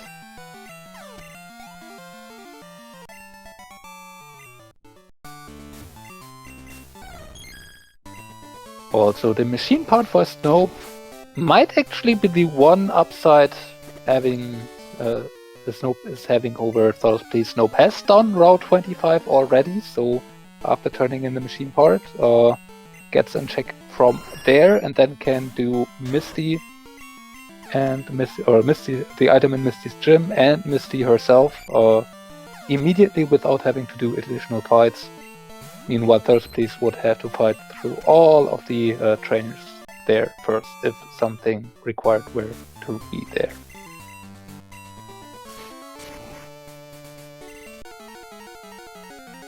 So if something is behind that machine part, or more specifically behind, or more specifically in Misty's gym, or even more specifically on Misty herself, that could be Snoep's one advantage in the seat right now.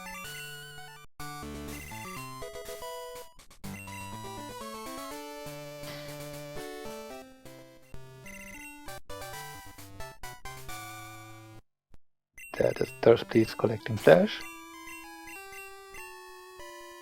Is immediately heading over towards flash chamber. Will find waterfall, so it's probably going straight to Mount Mortar of that. While it's not the 13 items it is for Snoep, it's still 9 for thirstpls, so I would suspect that will be very high on the priority list. So far, though, nothing else in here. Well, scratch that. There's Whirlpool. Now, without Glacier Badge, that is not really that relevant, but we do have a few more items here. And now Claire gets even more interesting, because if there's a Glacier Badge in Dragon's Den, you then get the ability to check the additional 3 items right then and there, but you still would have to do that without a Glacier Badge at that point. Mystery Egg, though, also here, so can get an additional check from Professor Allen. That's the point where thirstpls is going to dip out of Mount Mortar, but Snoep will collect the Thunder Badge here in a few seconds.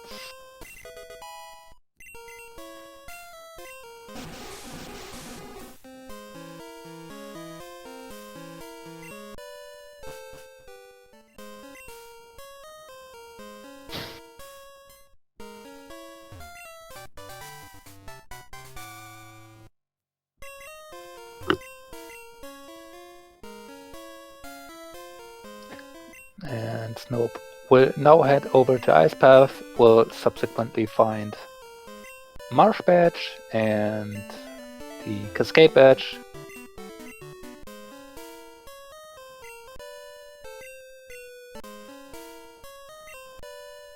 So we'll catch up in terms of badge count to thirstpls.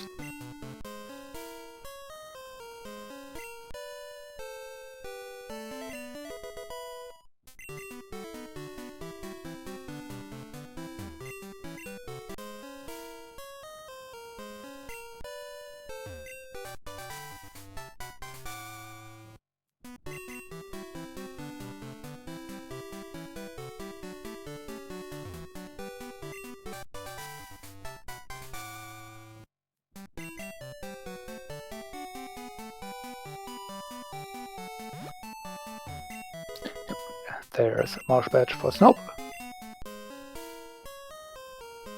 We'll be finding the Cascade Badge soon on the Black Glasses guy in the Dark Cave, Blackthorn side.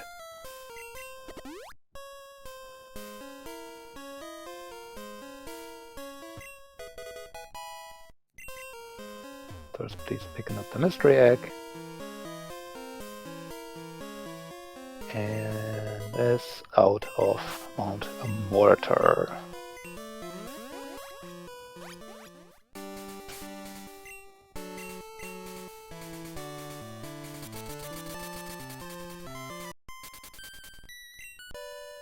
And looks like thirstpls intends to immediately turn in the machine part.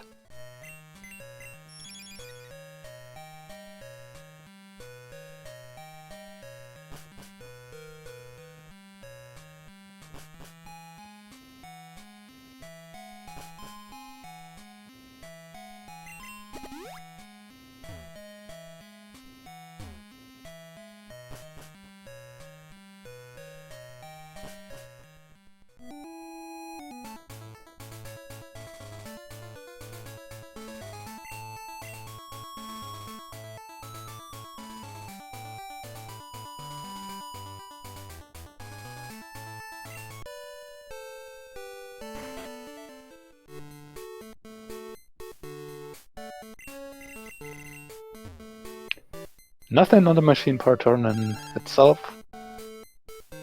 This will unlock 2 more checks, one in Lavender, one in Vermilion for thirstpls, though also there is now the check in Misty's Gym available, and once Thirst Please would fight through all the trainers on Route 25, the ability to fight Misty.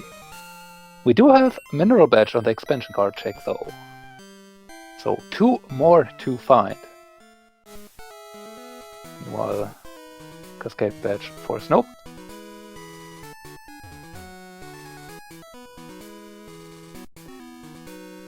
Thus please heading for the last item here on Route 12 that we now have access to.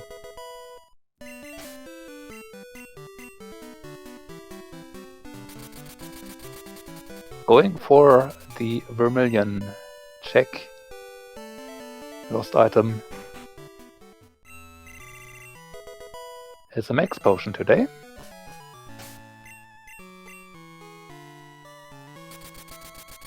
And we are getting a look at Misty's gym. Meanwhile, Snoep is returning the mystery egg. And gets... I don't even saw what you would get 5 badges, 5 things of. But there's the boulder badge. So it is actually great Glacier badge to be located. And Thirst Please is now returning in the mystery egg and will subsequently find the volcano badge. So it's actually Thirst Please having Glacier badge for go mode. While Snoep going through a rock tunnel now with Flash. We'll get the 5 item checks in here. And subsequently be able to find both Mineral Badge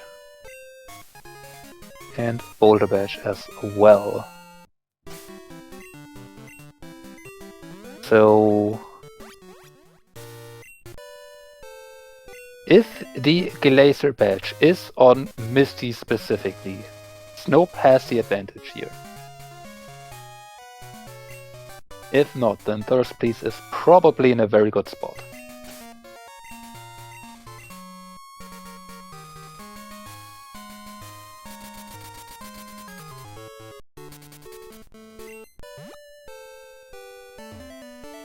Thirst Please going towards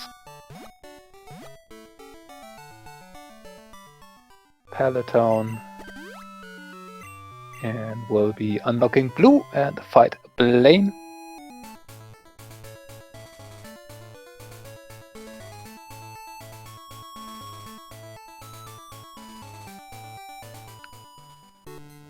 Meanwhile, Snoep is on the way to get the Mineral Badge.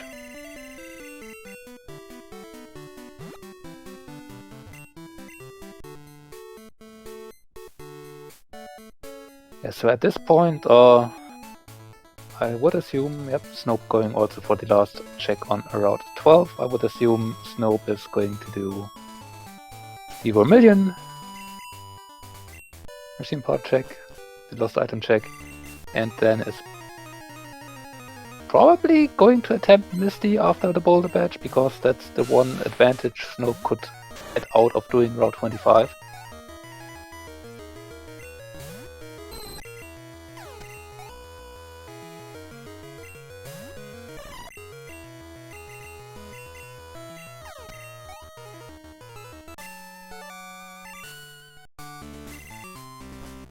Not Blaine.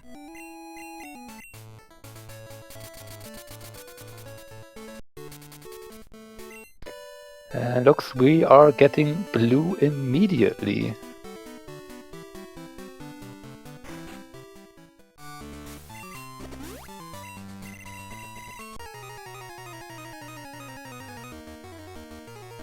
And yep, we will get to see Misty immediately after from Snoep. So if Glacier Badge is here, this is the winning play for Snoep.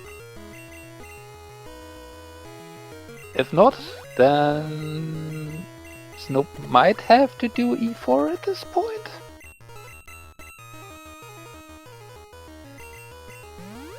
Because I think everything else was either checked or Thirst Please will get to first.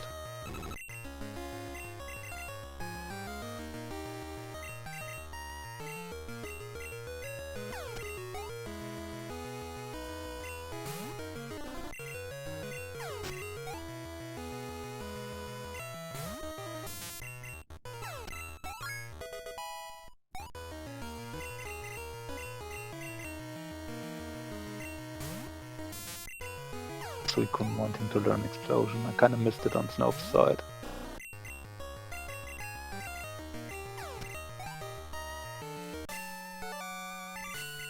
And Blue has nothing for us.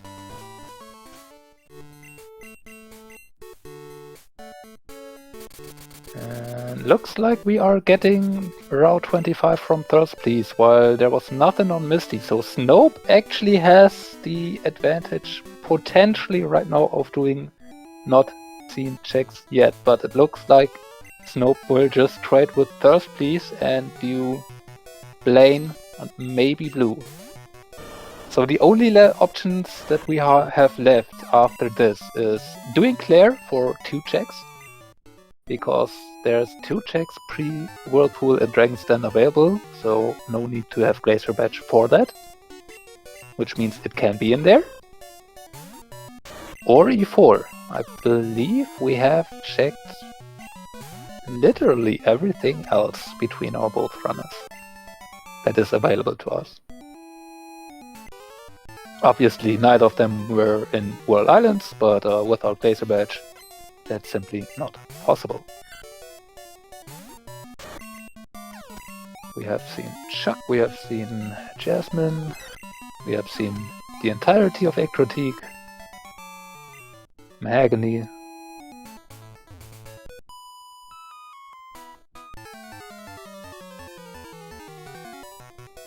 So yeah, I believe there is just Claire left to do in Johto. And I believe we have seen everything in Kanto except for E4.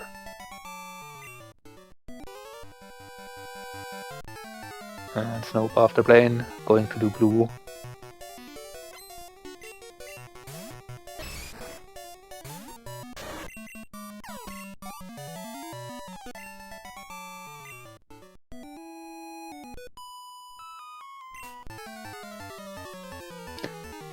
I'm not sure. I don't quite remember where the red scale was, and if thirstpls just had found that yet.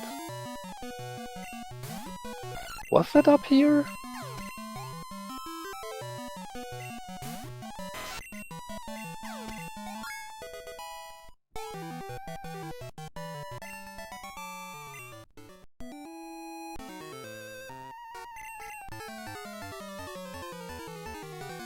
So for things left, the other one hasn't done.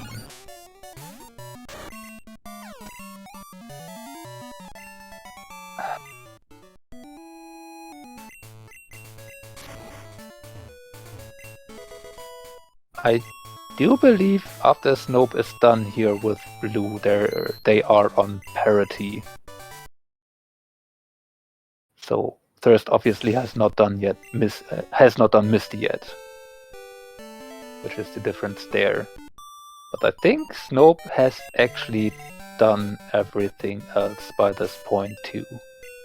And it was basically Route 25 that was what put Snope behind for most of the race.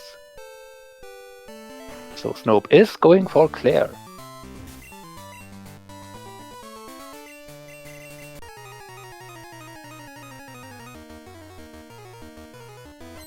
I try to remember if there's something else that Snope didn't do.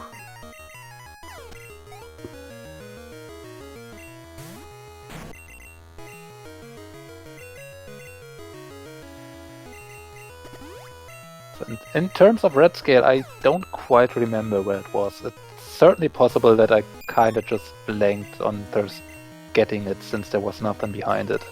We did see that from Snope.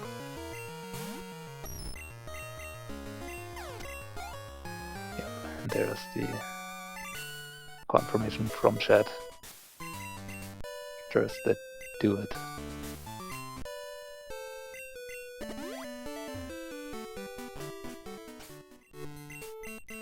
Sometimes it's hard to keep track of what runners have exactly done at some point. You can easily miss them doing one thing while the other one is doing this. And we have difference here between our two runners. Both are going for 2 checks. Snope goes for Claire's Gym. thirstpls is going for e4. So we will have a winner decided by who is going to the badge and who is not. I mean, technically, red could make up for the difference, but given that both are running the same mod on a similar level and have similar resources available, the red fight shouldn't actually matter too much at this point. So, if it's e4, thirstpls will probably win this. If it's clear, Snoep has it probably in his hands.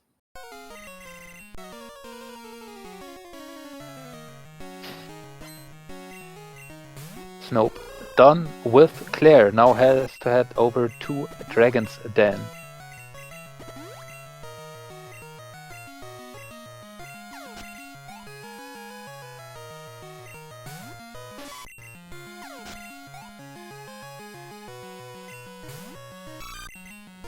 One last fight for Snoep here, one Pokemon to defeat. And then we will get the first item, and a few seconds later we will get a second item check for Snoep. One check for the win here is the Glacier badge in Dragon's Den.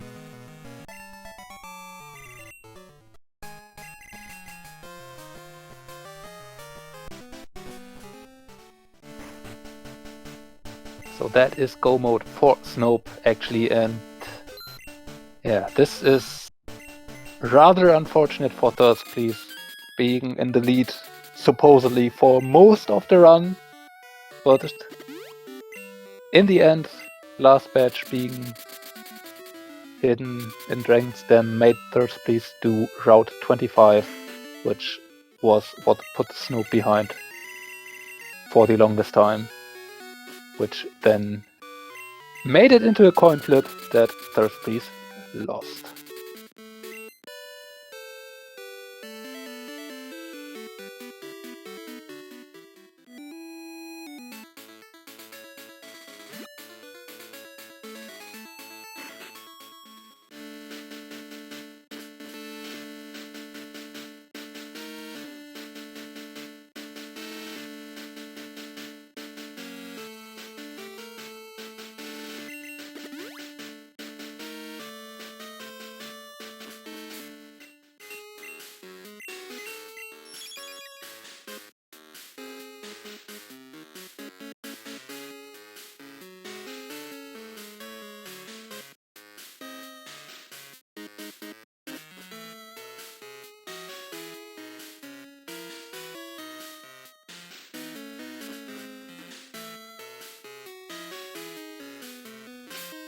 Okay, one last fight for Snoep. Red could be a problem, but yeah. Running a level 67 Suicune, there's not much that could kill it. And that 1x speed should be sufficient. And yeah, Fury Cutter, while getting stronger, is probably not getting through the Suicune fast enough. We do not have the greatest moves, but 3x specials should probably deal well enough with everything that Red will throw at us at this level.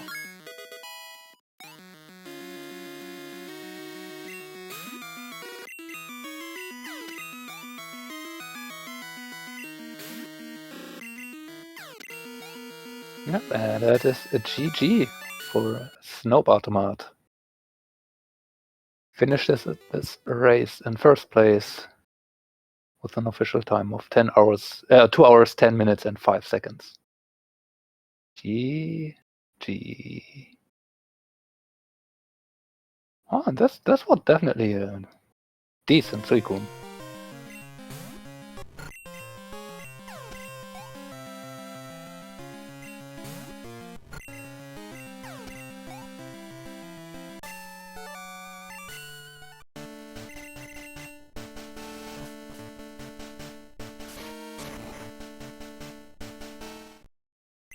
Meanwhile, Thirstpls has made it to lands. But we do have our winner here now with us. GG Snoep.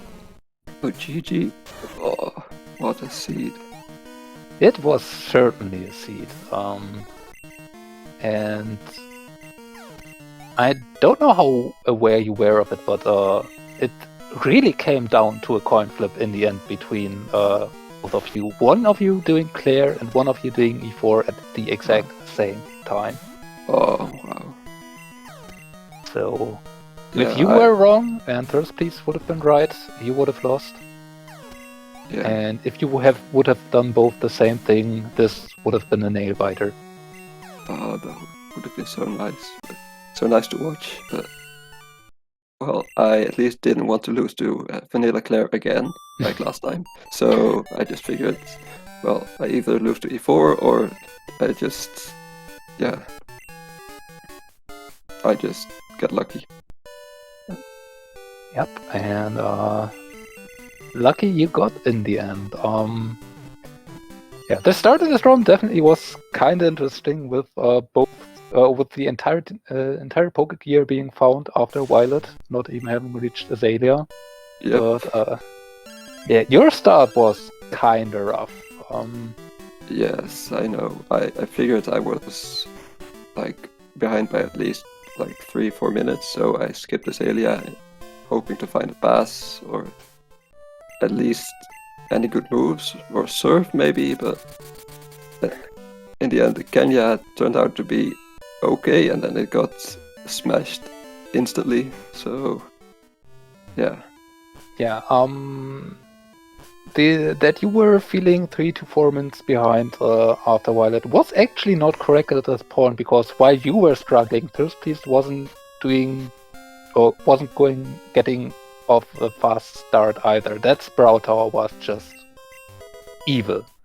Oh yeah. I mean, very, very nice to note there was, or nice to see there from a viewer perspective, was both of you were basically exact the same time to Elderly. The one difference being Thirstpls went in back immediately, since Thirst found a Kingra that knew sword stance from start, and had Swift, Blizzard, and Double Edge, and learned Jump Kick on the level up. Ooh, nice. Which gave Thirstpls the advantage in early mains. You were a bit more struggling to find something to get going. In the end, the Blastoise did decent enough to start out with. It got through. That's all I want to say about it. Yeah, it got there, but don't ask how. Yeah, that's about it. Yeah, then interestingly enough, you switching to the Kenya, which, yes, being a Crobat after the evolution is something you can do, and we had Storm Edge, so Obedience was not a problem. But it had kind of the wrong amazing moveset, because Crobat is more of a physical attacker. But yeah, Ice Beam Thunderbolt is very hard to turn down, and to complete that, it even learned Flamethrower. So yeah, that's how I felt too. Yeah, but in the end, basically the pass came quite late, but it still came for both of you at a similar time, and then you both obviously took the Suicune at level 50, because it's a level 50 Suicune, so no reason to not do it. But yeah. Exactly. Yeah, I was kind of worried because I accidentally used my level ball early, but it got in second try, so not too much of a time loss.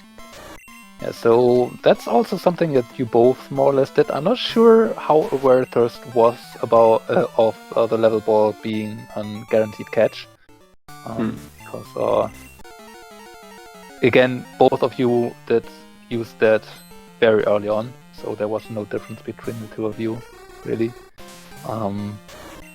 One big thing that could have happened in this race is that Thirst did in Sabrina very early out of logic. So got that soul badge off of her, which Thirst used as 7th badge for not only the tower, but also get the clear bell. So it could have been the case that if it was not the 4th badge, but rather Kanto badge that was on Route 4.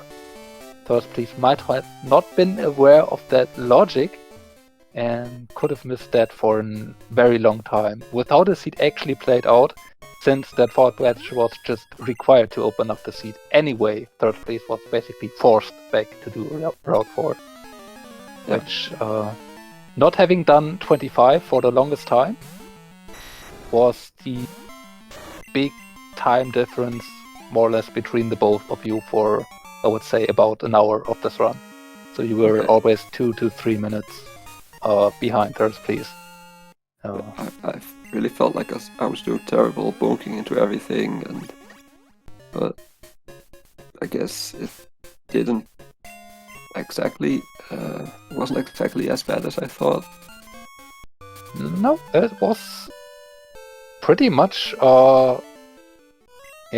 even for the entire race, with the exception of you did some of the smaller things in different orders. You had the Volcano badge way earlier than Thirst Place, but Thirst Place had, for example, the Marsh badge also quite a bit earlier, and did go to Strength a bit earlier than you. Yeah. So there were a lot of those things that didn't matter too much, which one of you did earlier or later, but the general things, the general big things, you did both in a similar order. So again, with Route 25 that you had done very early on, that was basically different for most of the time, and then it coming down to the last batch being hidden in ranks. Then it eventually made Third Place do Route 25 too. By that point, you basically took back the lead by about 30 seconds, and again, then the final decision was between both of you. I think you only had Claire and E4 left, and you had the luckier decision on your end. Yeah, that's just... it's both 2 items, and it's all up to mind games at that point. I even thought, considered doing E4 at night when I didn't even have the 7th batch, but luckily Route 4 proved to be the true location. I mean, at that point, we really were logically down to either Route 4 or E4 had to have something. Mm-hmm. Because we had seen that Third Place has already done Radio Tower for nothing, and then subsequently even did the entirety of Tin Tower for just finding Surf, which did nothing for Third Place in the point. So we knew it had to be one of those two in the end. After the Zephyr badge check turned out to be nothing either. But, I really didn't expect Zephyr to have anything, but I really wanted to rush Route 4 straight away, but it would have saved like a fly at the most, so and Surge maybe. It didn't really do that much. Although we have to say, Surge was one of the things that Thirst did very early, actually. So when you were over there taking the boat, I believe Thirst Place even did Surge before taking the boat. So yeah, makes sense. Well, you're strong enough, so might as well. So yeah, like all those checks, those kind of one-off checks, you did in varying order, but in the end you both did all of them, I believe. So and we do have Thirst Place now here for an interview as well. GG's. GG. Unlucky end. I mean, I just gambled and it didn't pay off, but yeah, and overall it was exactly that. I said that to Snoep already, but it really came down to both of you doing at the same time, either one Claire and one E4. So whoever was right would be the runner of this race. Yeah. It was 2 items versus 2 items, and I just went for the longer one. But I don't know, I made a lot of mental blunders during the race, so it happens. There's GG's. GG. That's just unlucky for you. Like, But yeah, there's one big question that I definitely have for you, Thirst, please. How aware were you of that the badge of Sabrina was not in logic for the 7 badges you needed to find the gear bell? I'm aware, yeah, because I know you need 7 badges for her to be in logic. But I guess I just kind of played around that. I don't know. I was a little rattled in the middle of the game because I was like, I don't know. I did some things weird and it kind of punished me, like not checking the fan club guy first and getting cut, because then I went through Diglett's cave and then didn't get the badge, or like, yeah, the ability to cut, so I had to fly back, and it was just a lot of stuff like that. I mean, didn't exactly go much better for Snoep. Again, I said, no, I want to say over the seed, it more or less went pretty even on for both sides. So yeah, you had that unfortunate cut mistake. There were some unfortunate ordering decisions on Snope's Yeah, the side that ordering. could time. Yeah. Too. So I think overall that kind of evened out. The very big difference between the two of you in the mid game was Snope did an early route 25, which you never did at that time. So that was for the longest time the more or less big difference between two. Yeah. Okay. Small ordering differences. Snope had the Volcano badge way earlier. You had the Marsh badge way earlier. So they didn't come into play too much. Yeah, that makes sense. Yeah. And makes then sense. again, in the end, the Glacier badge being in Drangston, you doing Route 25 in the end, kind of flipped around the advantage that we had of the most of the leads. So in the end, it was. I didn't know which ones to gamble on because it was literally I had literally just Claire, Route 25 and E4 left, so I didn't know which one to go with. Yeah, which, I mean, with the machine part and you not having done 25, it's pretty reasonable to do, because at that point it's 3 checks for you that you would gain access to. I was waiting for the machine part for a while. That's like why I didn't check the Route 12 item, surf plus cut item for a while, but it came really late.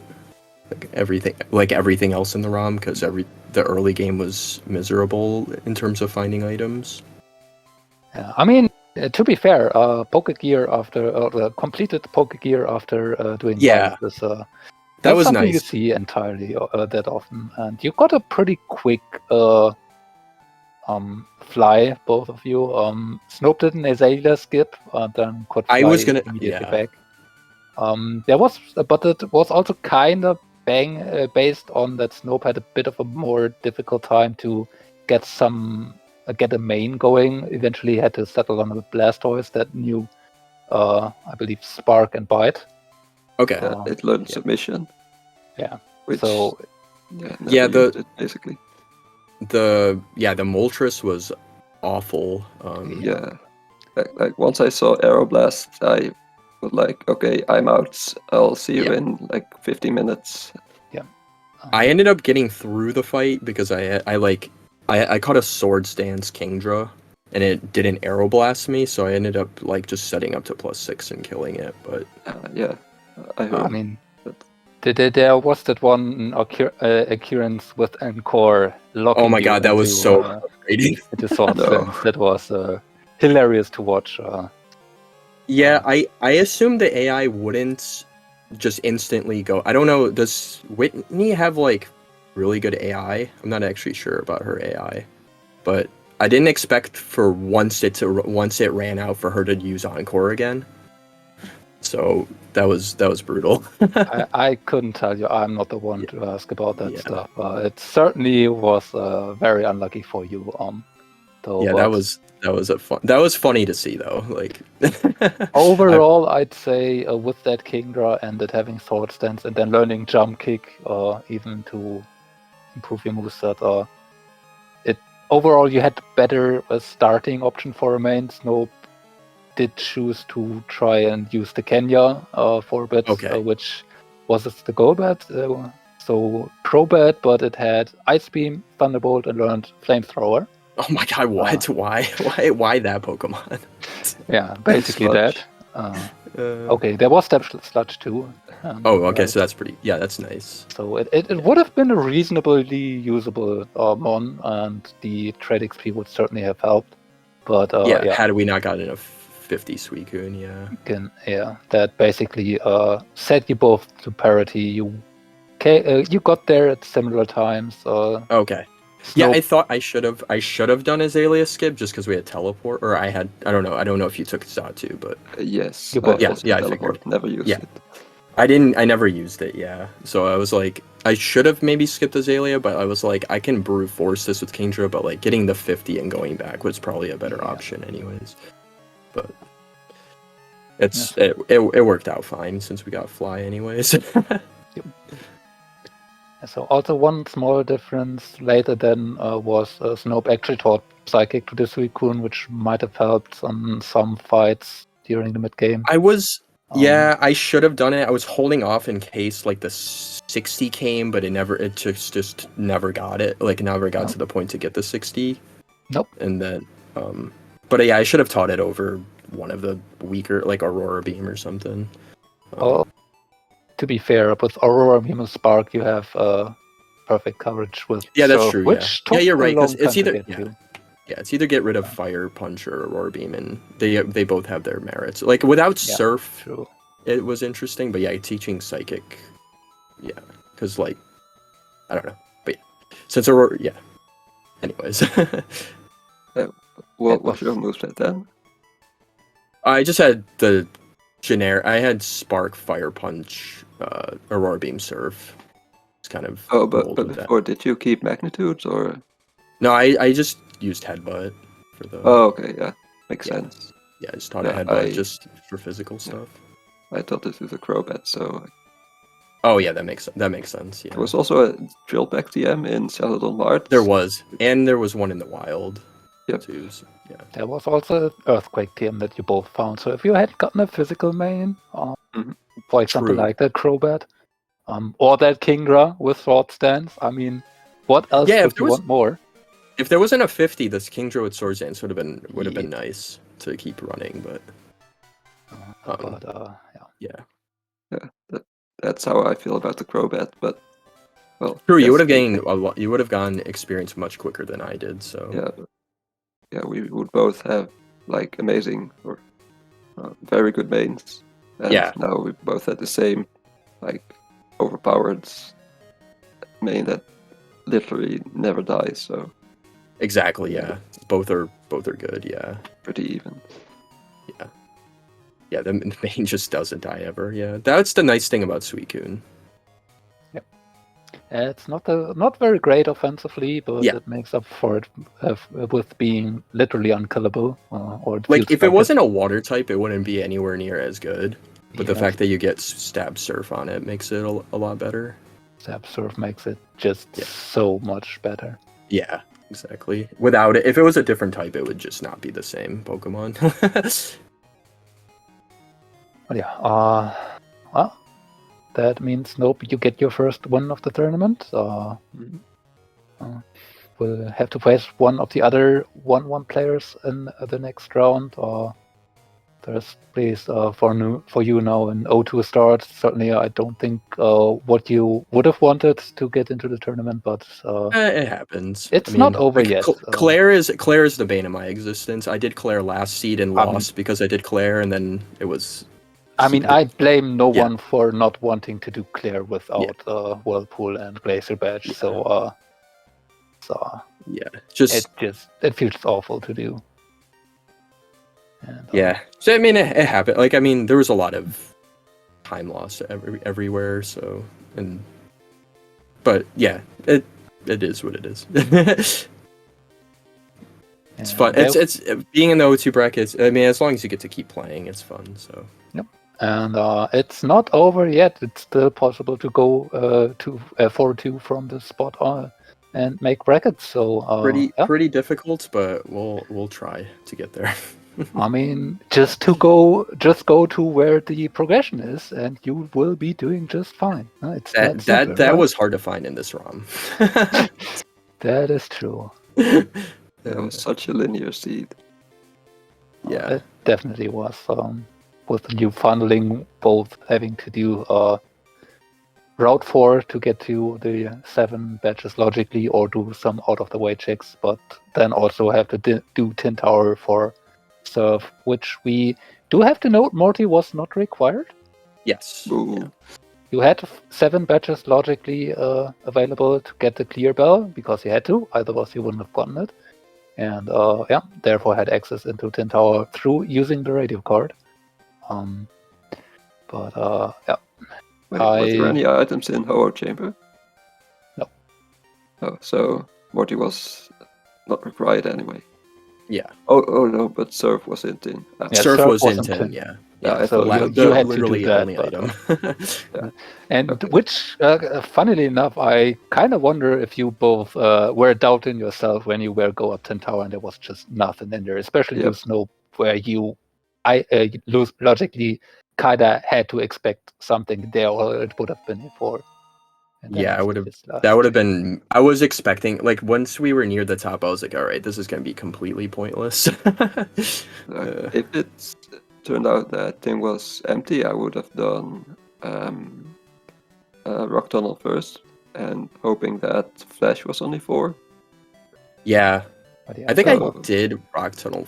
I don't remember when I did Rock Tunnel. I know I did it before I had Flash, but not quite in time, and I kind of wanted to see this play a bit earlier. I believe you from Snoep for my likings, but in the end you played very close to the logic, and yeah, once you did it, you could have at that point it would have been known that there was something on E4, and yeah, you hoping that it's Flash and would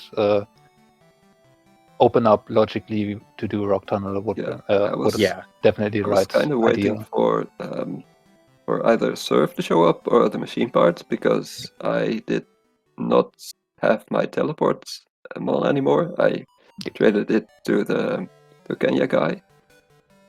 So then that would mean that I would have to do Rock Tunnel once again. yeah, And yeah, I just didn't feel like doing that.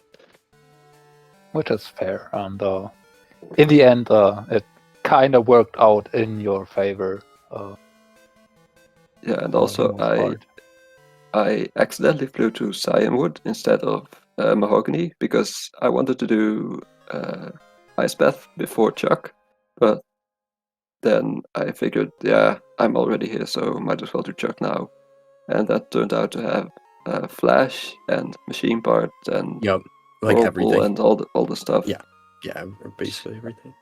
Yeah, it kind of put you off of finding your other required 2 badges, or with, I believe, Marsh and Cascade for a bit. Yes. I believe there was actually nothing in Waterfall that was required, right? The only don't thing think so, no. that was in there was Whirlpool. So There was... yeah, it kind of led you to find the Thunder Badge, Snope, Mhm. since you never did the strength part, but that Thirst did that earlier in the run. So yeah, that one actually just required strength and not Waterfall. Yeah. Yeah, I think that's about it. I do not have anything else I want to ask. So if you have anything left you want to say, that is your chance. Well, thank you for commentary and hosting, Raylan. Yeah, definitely. Thank you so much for all the work you do for the commentary and tracking and everything. I mean, I do this because I like to see these races, and I mean, we got a great show from both of you. This was definitely an interesting seat to view and commentate. So I'm not sure I would have wanted to play this one, but Well, as you said, fun is optional.